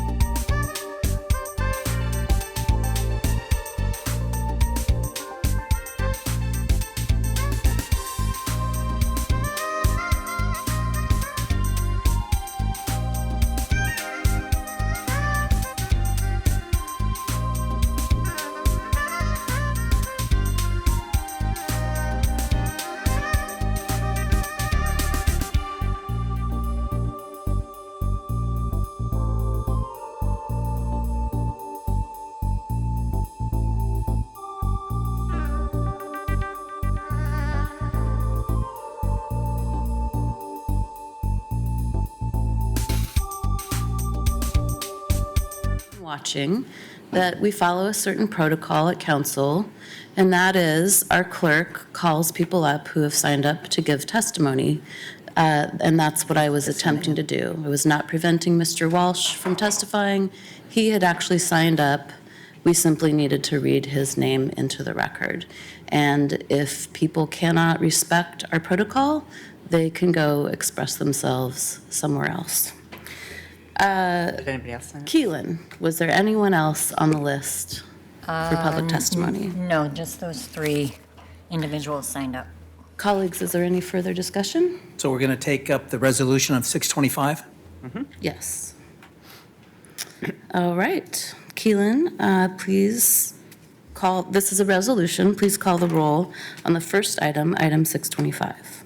Fish. Well, first, Commissioner Fritz, thank you for bringing this resolution forward. It obviously enjoys broad support in the community. It is well-crafted and thoughtful, and I enthusiastically support it. Aye. Fritz. Thank you to everybody who came today, to everybody who's participated in the discussion. We've had the discussion draft open for a month or so now, and I appreciate all the staff and community members who have provided me with information to inform this decision-making. Regarding the timing of these measures, as was mentioned under the land exchange, we first started discussing it when there was concern about the land exchange potentially reducing the protections for the Bull Run watershed. And so that's one reason as to why now. Another reason is because the Metro Green Spaces bond measure in the fall makes a natural partnership for our community supporters. This is not only a low-budget campaign, this is a no-budget campaign. It will involve me doing a lot of going around the city, talking to weddings, parties, anybody who will listen to me talking about the Bull Run watershed and why we should protect it. It's a little bit strange to me that I don't know if I'm certainly one of the members of the council who most hates campaigning. And so now, in addition to the 6 campaigns that I'll have done for my own election, this will be my 3rd ballot measure set that I have brought after the gas tax and the cannabis tax. So this will, Portland, you can consider this a lovely parting gift, although I will not be parting until the end of next year. As I mentioned to Janice Thompson, I don't think I have it in me to do yet another campaign next year, but who knows, I might get my last wind and sprint to the finish. My Chief of Staff, Tim Crail, is looking very pale over there. I think we'll have to talk about that later. So the intent of these resolutions is to ask voters to show that they value our drinking water resources and emergency preparedness. As a public servant, I want to leave our water system better off, our community more resilient, and allow our voters to participate in that decision. And the earthquake mutual aid thing is important. We need partners outside of Oregon to be able to help us out in the event of the big one. And this measure includes a binding city policy that there will be a report to council every year to detail the mutual aid agreements and those what aid is given and received. So there is the accountability of that. Thank you to Bureau Director Mike Sturr, Gabriel Solmer, the Deputy Director, Eddie Campbell, the Resource Manager, Karen Moynihan from the City Attorney's Office, Regna Merritt, Janice Thompson, Mike Hauk, Steve Wise, Courtney Ray, Micah Meskel. Thank you to Christina Nieves, my Senior Policy Advisor, and to Tim Crail, my Chief of Staff. Aye. You, Daly. Well, Commissioner Fritz, I want to assure you, you have my support, so you do not need to corner me at any parties or weddings that we may be both attending. I want to thank people who came to give invited testimony today. It was a really valuable history lesson for me, and congratulations on your retirement, and congratulations on your new position, Damon. I vote aye. The resolution is passed, or is adopted.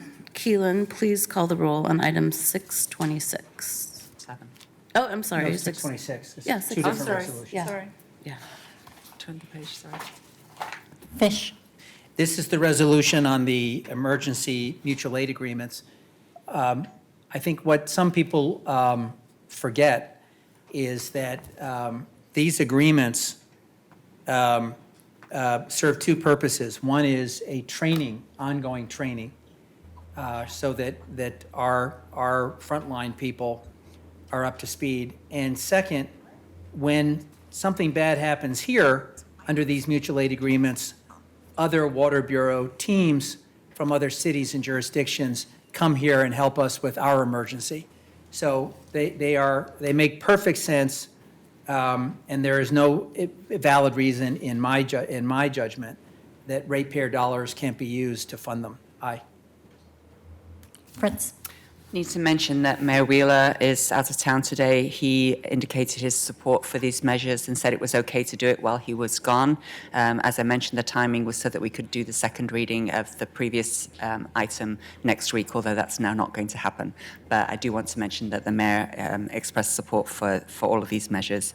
This clarifies the Council's authority, which we believe we have. There isn't a court order. There was a settlement agreement on the previous challenge, and so it's obvious that there is confusion. And so the right way to resolve confusion is to ask the voters to make a choice on what they want the Water Bureau to be able to do and not do. And so I hope that Portland voters will agree that having mutual aid agreements is the right thing to do. Aye. Hugh Daly? Mutual aid is a beautiful thing, and given the fact that natural disasters and climate change don't recognize jurisdictional boundaries, I don't think we should limit our service. I vote aye. And I would like to pull 627 back to my office, please, Madam President. All right. Sorry, the resolution is adopted. Sorry. 627 is being pulled back to Commissioner Fritz's office. Let's see where we are. 10:56. I think we're on item 628. Keelan, can you please call the item? Appoint Courtney Sylvan Fraser to the Citizen Review Committee and Advisory Board to the Auditor's Independent Police Review and the Police Bureau's Internal Affairs. All right. Is the auditor here, or? No, I'll. Oh, okay. I will just hand it off to staff.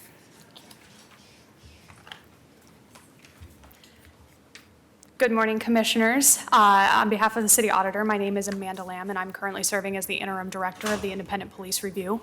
I'm here to present to you Sylvan Fraser as an applicant for a 3-year term on the Citizen Review Committee. As you know, the CRC plays a critical role in our civilian oversight system. The community members that volunteer on the CRC hear misconduct cases through the appeal function and also provide policy recommendations to the City Council, the Police Commissioner and Bureau, and the City Auditor's Office. Recruiting volunteers is a big undertaking, one undertaken by our Senior Outreach Coordinator, Irene Konev, who is also here with me today. These volunteers carry a lot of responsibility, not only for the aforementioned tasks that I mentioned, but they also have to bring to the process fair and good judgment, a strong background in analysis and applying that analysis to decision-making. And we also seek to have a volunteer base that is representative of our community. And though that's always a work in progress, we have made progress on that front. And I think our current applicant sitting here today is also reflective of that process. Sylvan Fraser brings with them a lot of work with vulnerable, marginalized, and often underrepresented communities.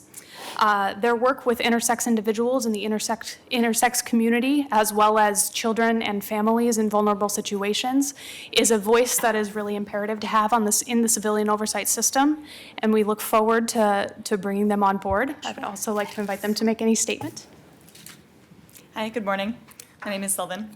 I'm honored to be under consideration for a position that would allow me to participate in the police accountability process as a representative of my community. If this trust is vested in me, I will review the matters that come before the committee to ensure fair and just outcomes. If my appointment pleases the City Council, I look forward to the opportunity to serve. Thank you.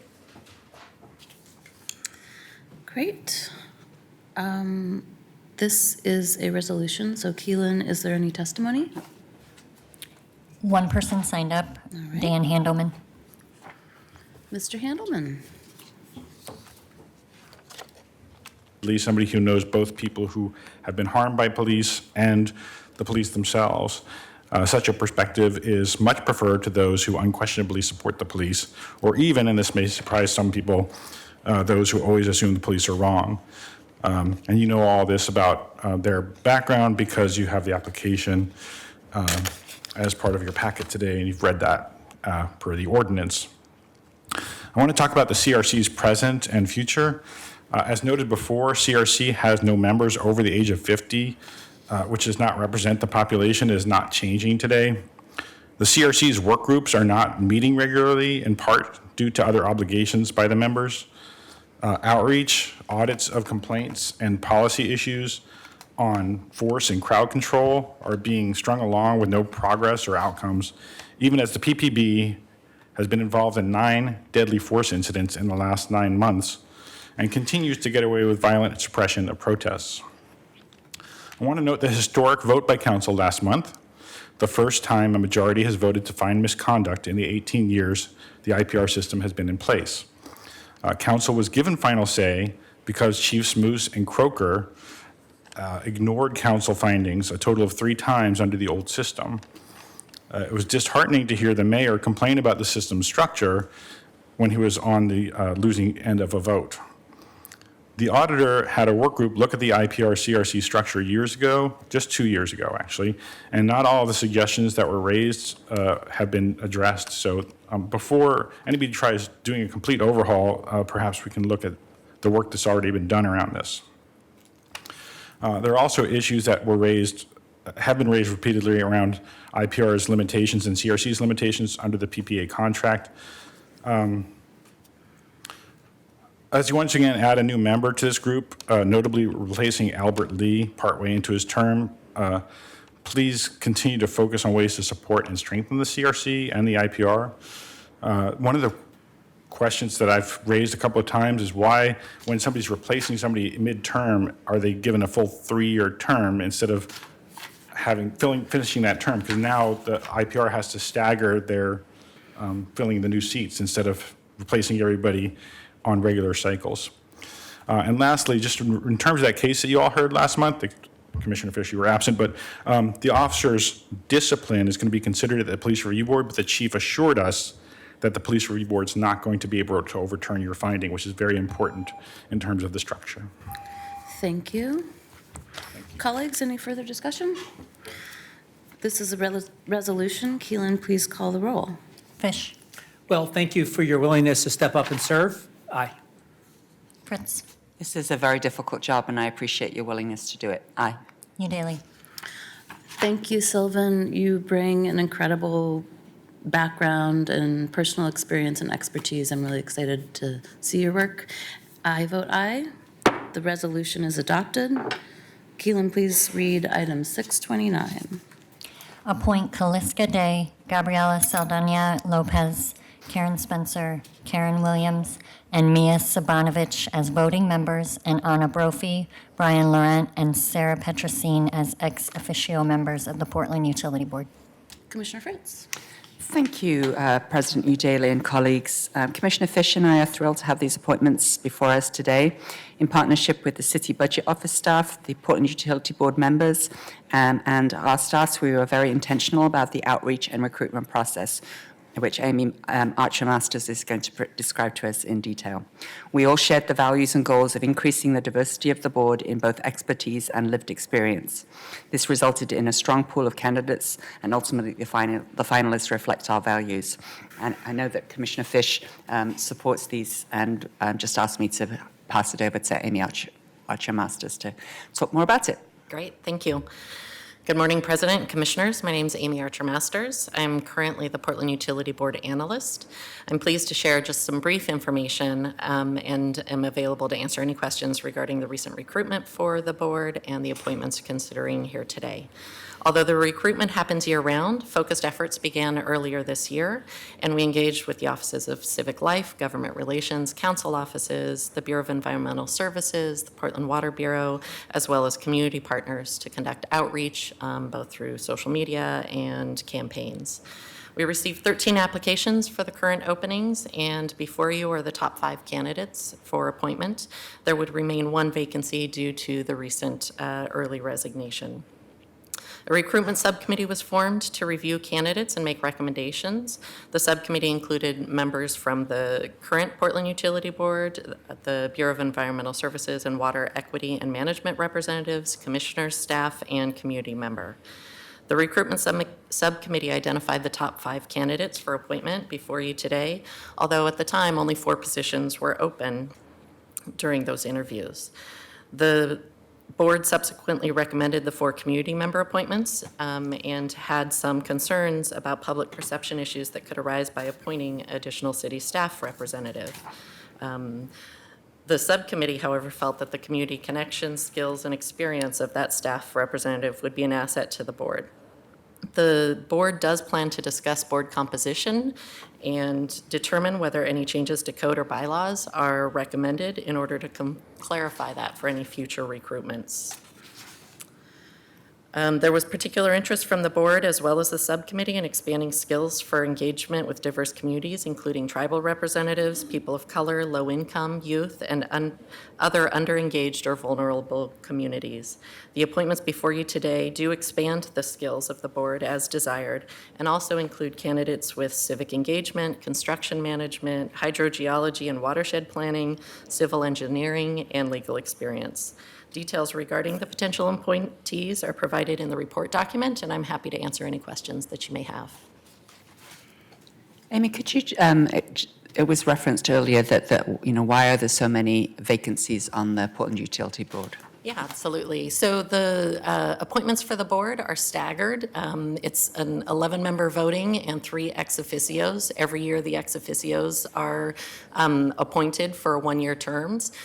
For the 11 voting members, they're staggered so that every year there's at least 3 or 4 vacancies so that you have a constant turnover of some stability on the board as well as some new perspectives. So when we started the recruitment, we already had 4 positions that we were recruiting for, and it was just this past month that 2 additional, the 2 co-chairs resigned early, so we now have additional opening. So it was the 4 that we started the recruitment for because the term had already ended?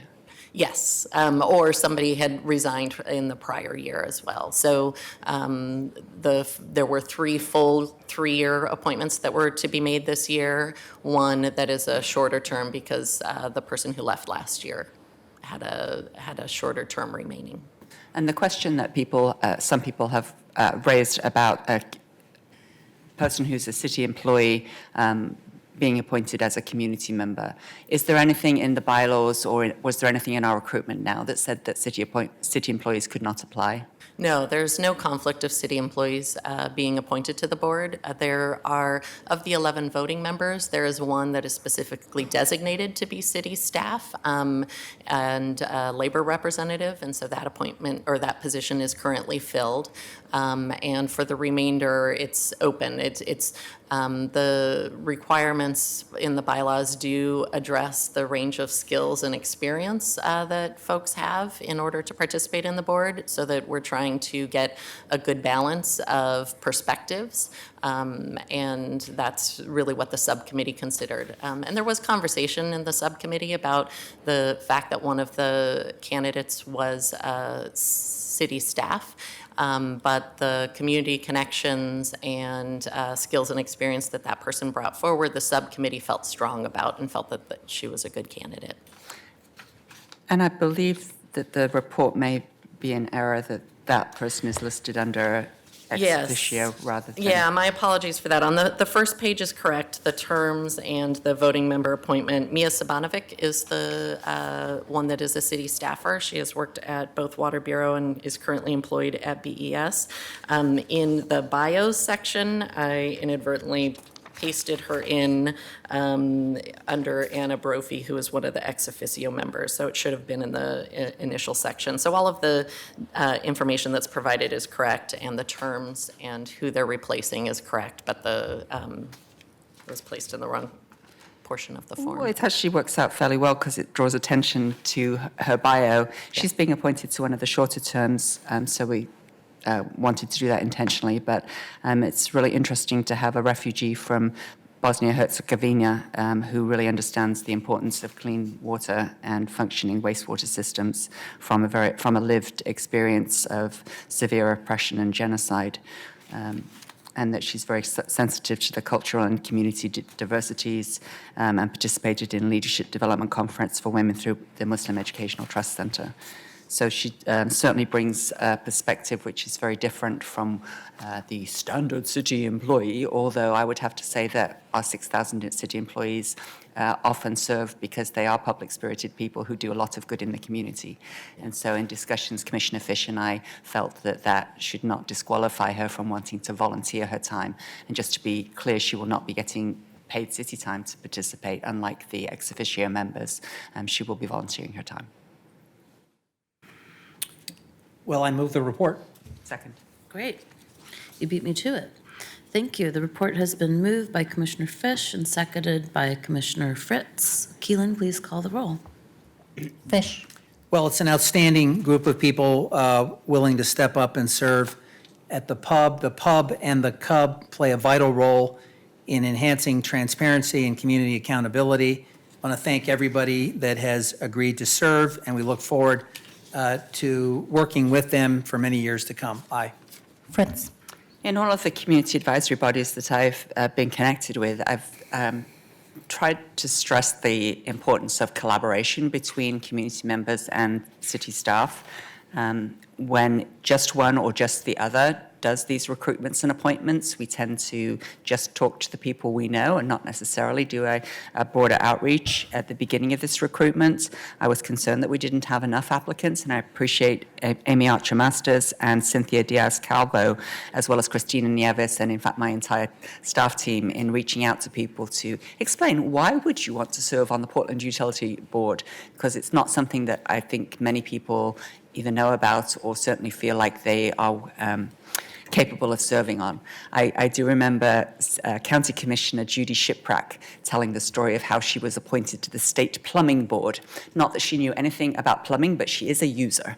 And I thought that that was a really good perspective to remind us that people who do their homework, who are willing to put in the time to learn the issues and to give thoughtful advice, particularly if they have community connections and can give that perspective, can really help us in advising us on bodies like the Portland Utility Board.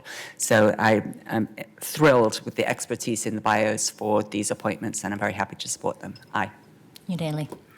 I vote aye. The report is accepted. Keelan, please read item 630.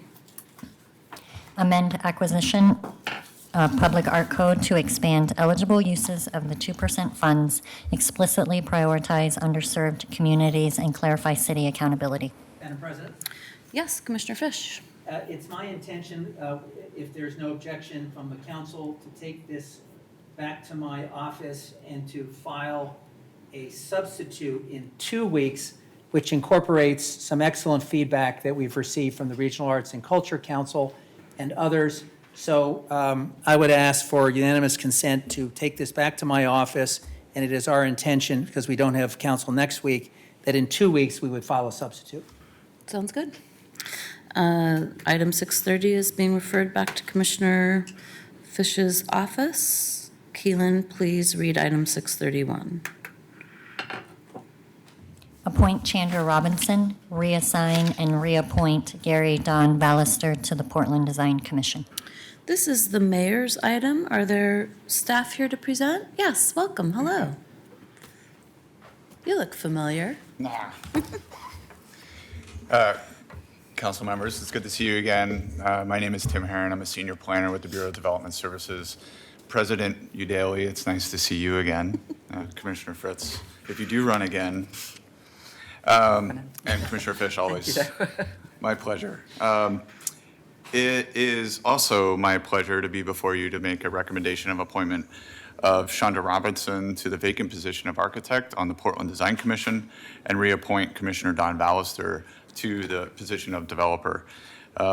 Commissioner Don, as we refer to him, his continuation to the second term of the Design Commission comes at a critical time, given his expertise, particularly in construction and material technologies. He also has experience through his firm with the land use process, and over the past couple of years have become very quickly aligned with commission expectations to design guidelines, concerns of the neighbors, and has yielded high-quality urban design proposals needing often only one hearing to be approved. This type of leadership by example is a helpful perspective to maintain on the Design Commission and impress upon future customers of the land use process to work with the Commission to complete projects faster, better and minimize the number of hearings while yielding high-quality compatible designs. And to my left, Chandra Robinson is a particularly unique candidate for the Design Commission by virtue of her global architectural experience, her native roots, and her architectural practice here in Portland since 2005. Chandra's worked with Architects Without Borders for nearly 10 years, assisting communities that in need in Tanzania, Haiti, and Nepal. And in Portland, while working for a local architectural firm, she collaborated on a community charrette for Right to Root, working with members of the Emmanuel Temple to help envision what is missing in their community and what to add in order to help bring the community together. So for these reasons, Chandra is an exceptional candidate and will be a particularly good fit for the architect position of the Design Commission. Thank you, Tim.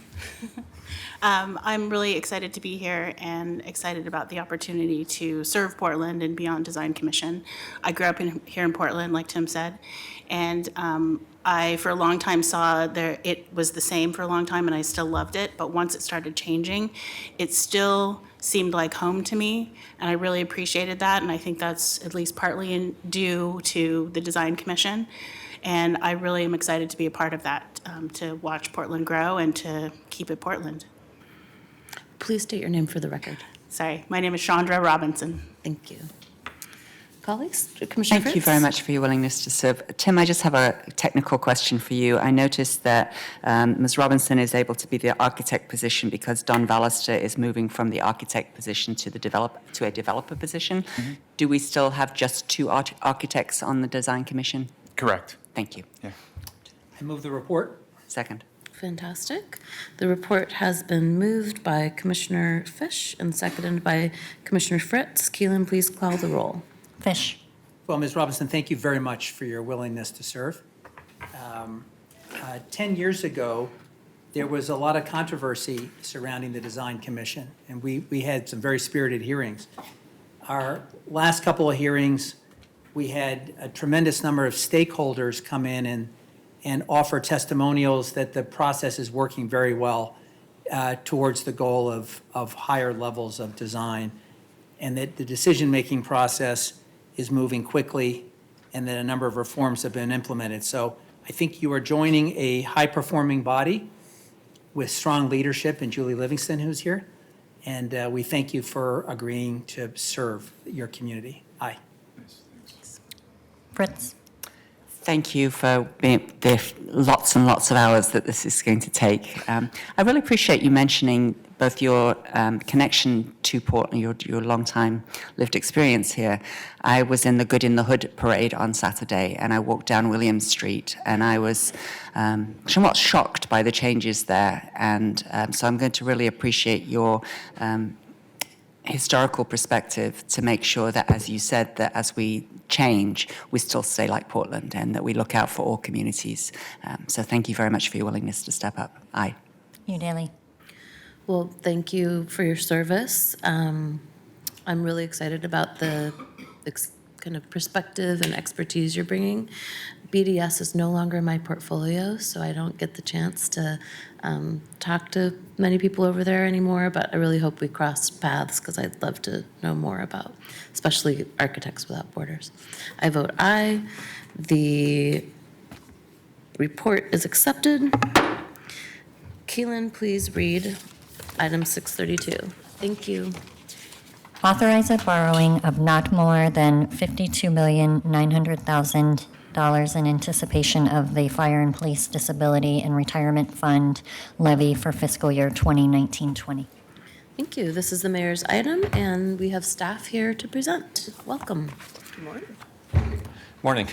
I am Matt Gierach, the debt manager in the Bureau of Revenue and Financial Services. And I am Stacy Jones, the pension and finance manager at FPDR. Thanks. So the ordinance being presented to you authorizes the city to issue up to $52.9 million of tax anticipation notes to finance the projected annual fiscal year 1920 cash flow deficit in the Fire and Police Retirement Fund. Under Chapter 5 of the city charter, the city's Fire and Police Retirement Fund is funded annually through the FPDNR property tax levy. based on the amounts needed to pay and discharge all requirements of the fund for that year. You may recall that the FPDNR levy is separate from the city's general government levy and other levies. The vast majority of FPDNR levy collections are received in mid-November of each year, resulting in insufficient fund balance during the July through October timeframe. Annually, the city utilizes tax anticipation notes, referred to as TANs, to provide interim funding during that period. The tax anticipation notes are short-term debt instruments that typically mature within 1 year of issuance. The city's debt management division will be facilitating the sale of the 2019 TANs in late July with a scheduled closing in August. The 2019 TANs will subsequently mature in June of 2020. Based on today's capital markets conditions, our estimated borrowing rate is approximately 1.5%, though this will vary depending on market events that occur between now and the TAN sale when the rate is locked. So if you have any questions, please let us know. Colleagues? No? All right. Keelan, is there any testimony on this item? One person signed up, Maggie. Great. Thank you for being here. Is Maggie here? All right. I see no further discussion. This is a first reading of a non-emergency item. It moves to second reading. Thank you. Keelan, please read item 633. Assess property for sidewalk repair for the Portland Bureau of Transportation. All right, this is my item. This is a second reading. Any further discussion? All right, Keelan, please call the roll. Fish. And just to be clear, these are all the sidewalk repairs for which there were no remonstrances. So there's no controversy. Aye. Fritz. Aye. Udaly. Well, we heard some concerns brought up by a community member about our sidewalk repair system and process, and I want to assure everyone that we're looking into these issues to make sure that we have a appropriate, accurate, and accessible process for community members to follow when they do want to appeal a decision. I vote aye. The ordinance is adopted. Keelan, please read item 634. Amend underground wiring districts code to permit the attachment of wireless facilities on poles. Current city code does not allow for attachments in the right-of-way and underground wiring districts. This code change would create an exemption to allow wireless attachments to poles in these areas, and it is my understanding that we are legally obligated to do so. PBOT staff, Ann Hill, as well as Tim Herron from BDS, are here to explain and answer any questions. Welcome. Welcome. Thank you very much. Yeah, the phone's okay. President Udaly and the rest of City Council. This morning I have a short presentation followed by invited testimony from BDS staff Tim Herron, who's joined me here today. Oh, and I should add that I'm going to be introducing a substitute ordinance with some minor changes, which staff will also be explaining in their presentation. And I need to ask for a motion to accept the substitute. So moved. Second. Great. I have the substitute has been moved by Commissioner Fish and seconded by Commissioner Fritz. Please proceed. Thank you. I will briefly review small cell wireless facilities, their impact on city-owned poles, the need for the code update, and future next steps. I will then turn it over to Tim. So, as I'm sure by now you are all aware, cellular and wireless providers are currently expanding their networks of small cells throughout urban areas to improve coverage and increase cellular network capacity to meet the increasing demand on their current networks served by cell towers. It's anticipated that there could be as many as 2,400 wireless small cell facilities throughout the entire city of Portland. While most of those attachments will be attached to utility poles or third-party poles in the right-of-way, many will be attached to city-owned poles, such as streetlights. So what this city code update does is two things. The first thing it does is it actually adds TriMet as an identified asset owner. So the code up to this point has really only talked about utility pole owners because they're the ones that had attachments, their own attachments in the right-of-way. By providing a definition for TriMet, because they have catenary poles, they own different pieces of infrastructure in the right-of-way throughout the city, this will allow them to be considered a third-party pole owner, just like the electrical utilities. The second step is the code. We've amended the code to allow for wireless attachments on infrastructure in the right-of-way in underground wiring districts. And the reason that this is important is because in our downtown, which is largely an underground wiring district, the only poles are our ornamental street light poles predominantly and signal lights. That's because all of the electrical wires are underground, so we don't have. Excuse me one sec. We keep losing the PowerPoint. Oh, It goes sorry. on and off. Keep scanning for signal. The other laptop one.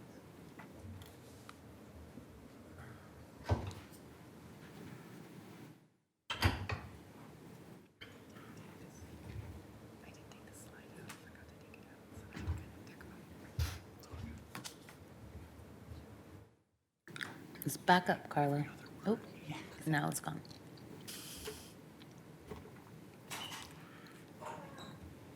Oh. Yeah.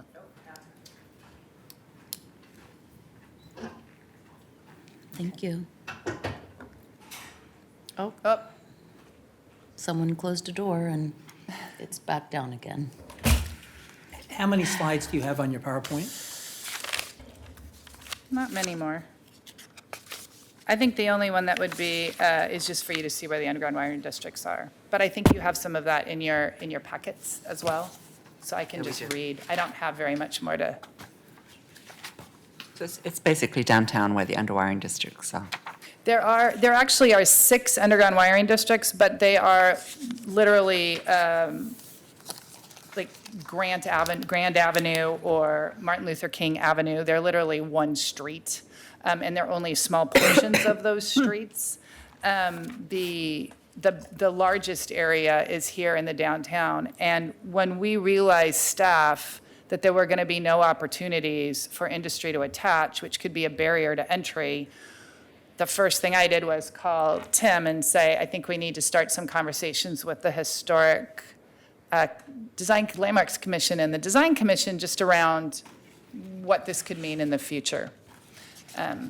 So we did go meet with, I'm now, since I don't have slides, in March 2019, we did return back to the historic, both commissions actually were meeting together at a joint session, and we had completed an inventory of all streetlight poles in the downtown corridor, so basically the 405 to the river, and we identified every single streetlight that was not an ornamental pole. So we have about 500 of those that those are what we call the Cobra heads. They're just sort of those aluminum standard streetlights. So we can offer those up initially to the industry to attach while we figure out what the next steps are if that's not going to be enough coverage. And so what the commission suggested was for us to go through a design and RFI process to actually get designs and see if we could come up with an iconic design for Portland. They weren't interested in a fake ornamental. They wanted to see if we could design something new. And this has become also important as we look at South Waterfront, that we need to stop probably designing infrastructure in the right-of-way that's only single use, like a street light. So it was a good exercise for us to go through. So we've had a kickoff meeting, and Tim's going to talk a little bit about that as well. We're doing this in partnership with BDS, and we also did invite parks, understanding that there's a lot of streetlights in parks and infrastructure, and just so that they can be part of this process. We've committed to come back here to council in the summer of 2020 with whatever that proposal streetlight design is, just so that you can stay up to speed and provide any comments or direction as well. And in the meantime, they can or cannot put things on light poles?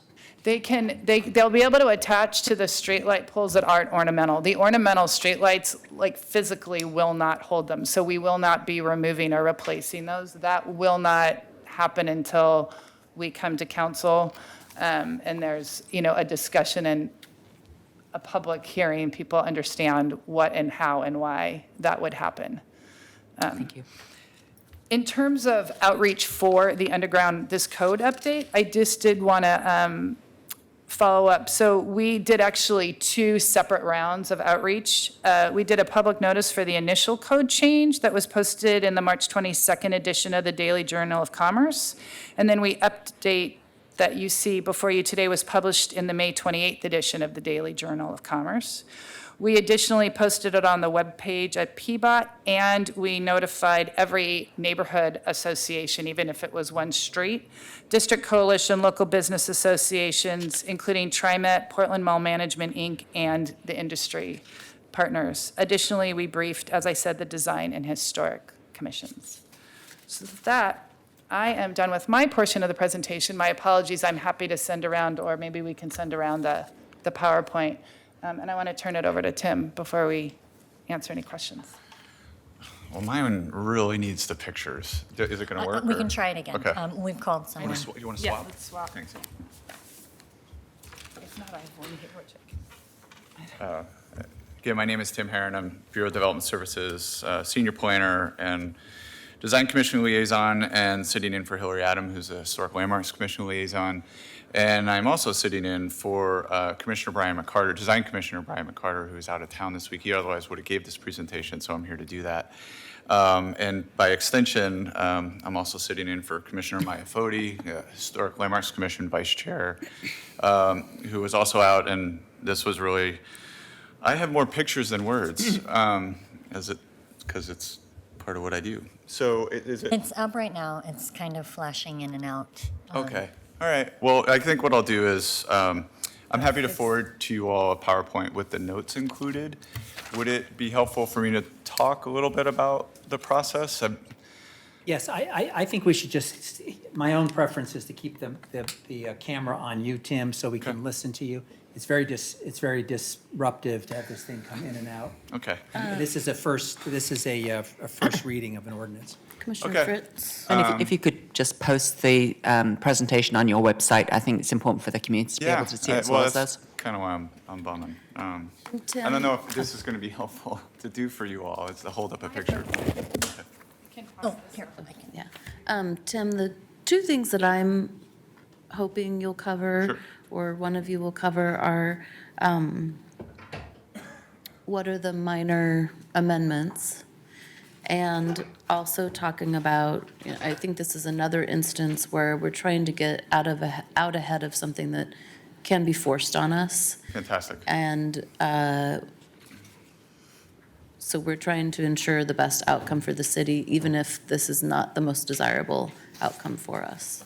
That's fine. I have, basically I would have otherwise had 9 slides. Okay. So let me just narrate those slides and paint a picture with my words. Yeah, you could do charades. I I could try to be, I do say that I'm as tall as a canister, a 4G antenna. So as I mentioned, What a party pickup line that one is. I know, 6 feet tall, yes. So I work very closely with the Design Historic Landmarks Commission and work very closely with Ann Hill and PBOT. And well over almost 2 years ago, we started a conversation about how do we integrate these new RF facilities on our, what we call vertical infrastructure in the right-of-way. And we very quickly zeroed in on a very possessive ownership of the twin ornamentals, meaning they're ornamental the way they are.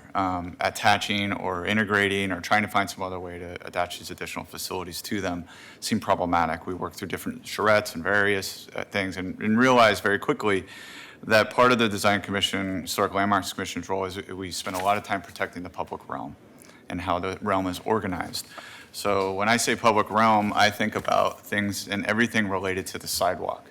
These mean projecting signs into the right-of-way, which are reviewed by staff or the commission, canopies projecting into the right-of-way, the alignment and coordination with PBOT on where the street trees are, where the street furniture is located, the scores in the concrete, the brick pavers, and the sidewalk. These are all things through advice of commission and working with PBOT that we feel is important to provide advice and design that space. And so no different should it be for small cell infrastructure in the right-of-way.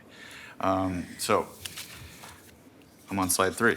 Part of Commissioner Brian McCarter, who you all appointed to his first term back in December of last year, is his significant role with Zimmer Gunsville Fraskell and working through the TriMet Buswell line, in which runs up 5th and 6th, as you know, and we reorganized.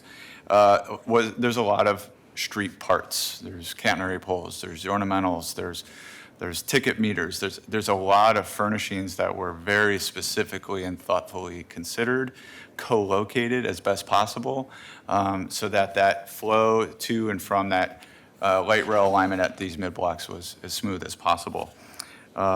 This takes effort. We do design our streetscapes, and we work very closely with PBOT to do that.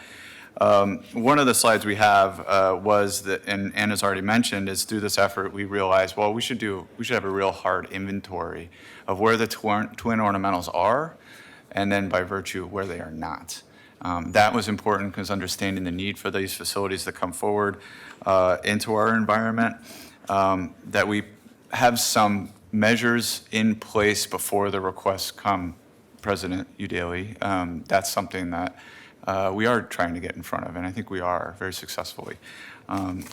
So one thing we came up with was to establish a hierarchy on where these new locations may go vis-a-vis these small cells. Number one would be at street intersections on existing utility poles, meaning the street signals. I mean, we're in the downtown core. Signalized intersections where they have more of a functional feel and flavor. They're painted gray, they fit that corner and that intersection, and that this would be the first choice. Number two was an avoidance of sensitive areas. And by sensitive areas, I'm speaking of historic districts, the North and South Park blocks, certain cultural areas, South Auditorium, the pedestrian malls, and other similar like locations. And so those we mapped. And we said, okay, well, outside of these areas, let's work the problem and find where locations could be. As I mentioned, number three was what we timed as just prohibited infrastructure would be the twin ornamentals. We just felt like the ornamentals are right the way they are. Adding to them, manipulating them seemed to be problematic. The scenarios we looked at got harder and harder. And as already mentioned, it's like, well, let's find these Cobra heads. Very simple, very utilitarian. These are ones we should be adding these facilities to. And there are tentative designs for that. We also had a conversation, and this is where a new stakeholder group's been put together, is maybe talking about how do we put together a new smart pole, so to speak. And when that pole would be something where it incorporates multiple elements. Anne alluded to this. One of the efforts that we did in South Waterfront was co-locate lights, co-locate street intersections, co-locate other features on one pole. Now that in and of itself was worthy. Had our foresight been better, we probably would have been thinking about also integrating that kind of element. So one of the images I have, and I'm sure you're familiar with South Waterfront, is if you look around, there's a lot of co-located equipment, lights on intersections and poles, to limit the amount of vertical things and sticks that run along that furnishing zone. And that's something we're wanting to get in front of. I think we're looking at a 21st century city in terms of our access to any number of parts and things that show up in our furnishing zone. If we could co-locate this stuff, which also means heavier weight, stronger poles, a series of things, we're going to try and put on our best crystal ball forward thinking and have this RFI process, as we're calling it, where we have all these stakeholders involved, including representatives of the Design Commission and the Landmarks Commission, and myself will have another product and probably be back before you sometime in the future. Yeah. So that's my presentation. I hope I was colorful. So colorful, thank you. Before we move on to public testimony, Keelan, I need you to call the roll on accepting the substitute. Fish. Aye. Fritz. Aye. Udaly. Aye. Thank you. The substitute is on the record now. Keelan, is there any testimony on this item? One person signed up, Steve Entwistle Sr. Thank you. Welcome. You have 3 minutes. Please state your name for the record. Good morning, Council. My name is Stephen Entwistle Sr. I have a little bit of a concern. Have you guys ever heard of EMF or EMP? Do you know what I'm talking about? Raise your hand. If not, I'll tell you. EMF is electronic fields, okay? Electromagnetic fields, okay, that are, you may have heard of the smart meter electronic problems that they're having that's causing cancer, okay? Well, these 4G and these 5G instruments are creating problems for people, and people don't realize this, and they don't know how to protect themselves from it. There is protection available, but it's very expensive. You can protect your windows, you can protect your bedding, you can put a canopy over your bed, you can wear a hat at night so you can sleep. Some people have it harder than others with this EMF and EMP. Electromagnetic pollution, electromagnetic fields, they're everywhere. There's detectors and there's devices that you can test your areas and find out. It's new. People don't know. The doctors don't know exactly what it's going to be causing and the long-term effects, but they are affecting people, and we are not being protected, okay? Especially people that live in buildings, okay? And I could go on with that, the earlier testimony about the buildings, okay? The concrete pancakes that all the low-income people are gonna have to face when that earthquake hits, okay? And then the clean water that goes into the dirty water pipes into those buildings, that needs to be discussed too as well. And there's no one, but we need to really be concerned, okay, about this issue with electromagnetic pollution that is being just, every day it gets more and more. And the most vulnerable people are the ones that are low-income folks. They can't afford to pay for all that protection, whereas some of you folks already have it and don't tell anybody. Thank you. Thank you. Colleagues, any further discussion? All right. This is a first reading of a non-emergency item. It moves to second reading. Keelan, sorry, I called you Carla. Keelan, please read item 635. Amend contract with TriMet for $6,571,781 to provide for enhanced upkeep and security of the Portland Transit Mall and the original light rail transit loop segment of First Avenue, Morrison, and Yamhill Streets. Colleagues, this contract has been in place since the Portland Transit Mall became fully operational in 2009. It's an agreement we made with TriMet to ensure the success of public transportation in downtown Portland and to support its use by a wide range of riders. Catherine Levine, Streetcar Division Manager, is here to provide information and answer questions. Welcome, Catherine. Thank you. Just a brief background, when the mall was reconstructed and opened again in 2009, both agencies, City and TriMet, agreed to dedicate funding to ensure that the place, the transit mall, was well-maintained, clean, and security services provided. So what's before you today is an ordinance that would be the third 5-year extension of the agreement we have in place with TriMet.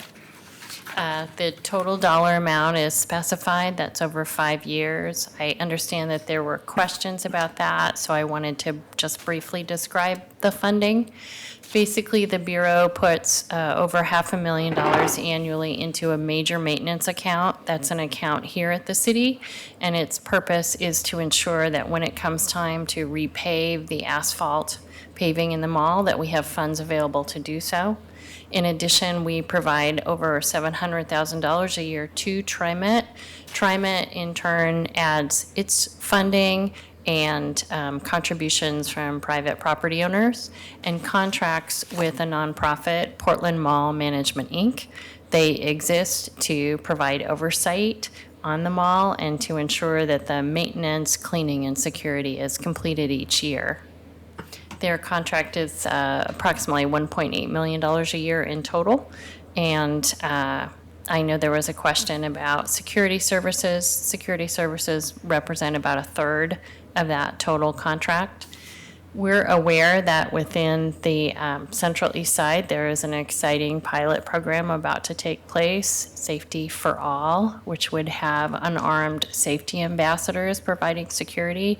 We'd certainly like to look at how that is accomplished and whether we have an opportunity to apply that model here as well in the future. Thank you.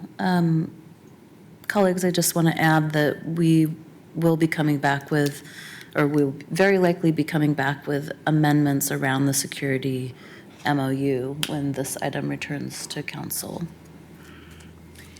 Yeah, Madam President, if I could also just note that there during the budget process was a conversation about who's going to pick up the cost of the planter pots in and around the transit mall, whether that would continue to be a cost borne by Portland Parks and Rec or by someone else.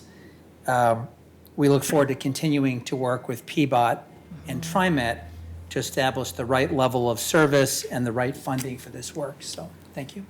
Thank you. Thank you. Thank you. Keelan, is there any testimony on this item? One person signed up, Steve Entwistle Sr.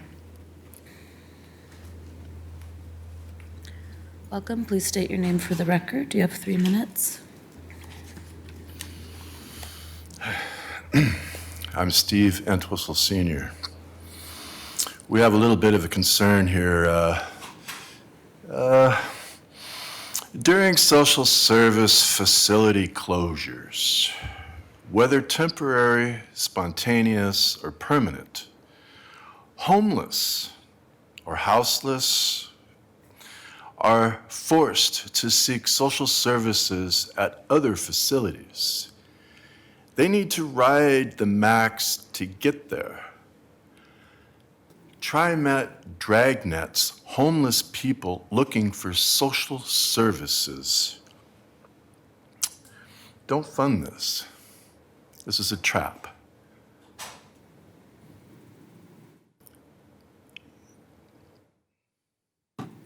I think this is wrong.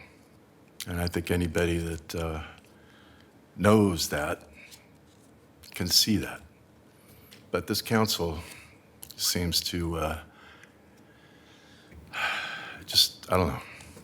It just seems kind of ignorant to me. But, and anyway, I'll make it real short here. And what, earlier today, what happened with Joe Walsh here in the corner here. You need to keep your testimony relevant to this item. That is not relevant. President of the council, Udaley, Chloe Udaley. This is about amending the contract for the transit mall. Keep it relevant or take your seat. Well, my relevancy, okay, is my presence here, okay? No, that's not how this works. That's how I work. Well, I set the time, place. And I think we what you set the did time, to Joe place, and Walsh manner. earlier today You're disrupting. Your was testimony is over. You need to return to your seat or you'll be removed. I don't care what you said. Well, good. Goodbye. Good day.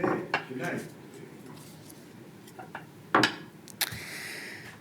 Colleagues, any further discussion? This is a first reading of a non-emergency item. It moves to second reading. Keelan, please read item 636. Authorize a competitive solicitation and contract for the photographic traffic enforcement system and related services. This is a second reading. Any further discussion? Keelan, please call the roll. Fish. Aye. Fritz. Aye. Udaly. Gosh, so many people left here to hear this very important item. It actually is an important item. Yes. Over the last 5 years, there has been an annual average of 38 traffic deaths in the city of Portland. Many deadly crashes happen because of dangerous behaviors such as speeding and other traffic law violations. We just had one last night on Lombard. Expanding photographic traffic enforcement is among the 32 identified actions in the Vision Zero Action Plan, which aims to eliminate all traffic deaths and serious injuries. I want to address a few issues or concerns that came up in the first reading. First of all, although we're expanding the number of cameras, the Police Bureau doesn't have the capacity to issue additional citations, so we will be flipping the switches, turning cameras off and on throughout the city, but there won't be additional citations issued until Traffic Enforcement Division has more officers who can review those citations. These cameras reduce speeding, they reduce running red lights, they eliminate bias or perceived bias by eliminating interaction between police officers and community members. They make our streets safer for both community members and police. There's no chasing involved. The camera takes a photo. If an infraction is caught, or when it's triggered by an infraction. So there's no chases through our streets. There's no vulnerable police officers standing next to a vehicle in heavy traffic. We've had officers hit. So while I understand concerns about over-policing in low-income communities and communities of color, I just want to assure my colleagues and the public that this is actually a better alternative than adding motors on the ground, and that these are issues my office and my bureau take very seriously, and we will continue to work with community on addressing any concerns or disparate impacts. With that said, I want to share a little data with you about East Portland. Over half of the deadly crashes in our city occur on the high crash network, which represents just 8% of streets in Portland. Of the 30 high crash intersections, 29 are located in East Portland. East Portland also experiences twice the number of pedestrian fatalities per capita compared to the city overall. So while these cameras will be dispersed throughout the city, there's obviously a need for focus in East Portland. I believe it's my responsibility as Transportation Commissioner to protect East Portlanders as well as everyone else in the city. And this is one way we are going to try to achieve that. I want to thank PBOT staff, especially Dana Dickman, for all your work on this item. I vote aye. The ordinance is adopted. Please read item 637. Authorize an intergovernmental agreement with Multnomah County Department of Community Justice in the amount of $206,000 to conduct general heavy brushing and cleanup work. This is a second reading. Is there any further discussion? Keelan, please call the roll. Fish. Aye. Fritz. Aye. Udaly. Aye. Thank you. The ordinance is adopted. And we are adjourned. We'll reconvene at 2 p.m.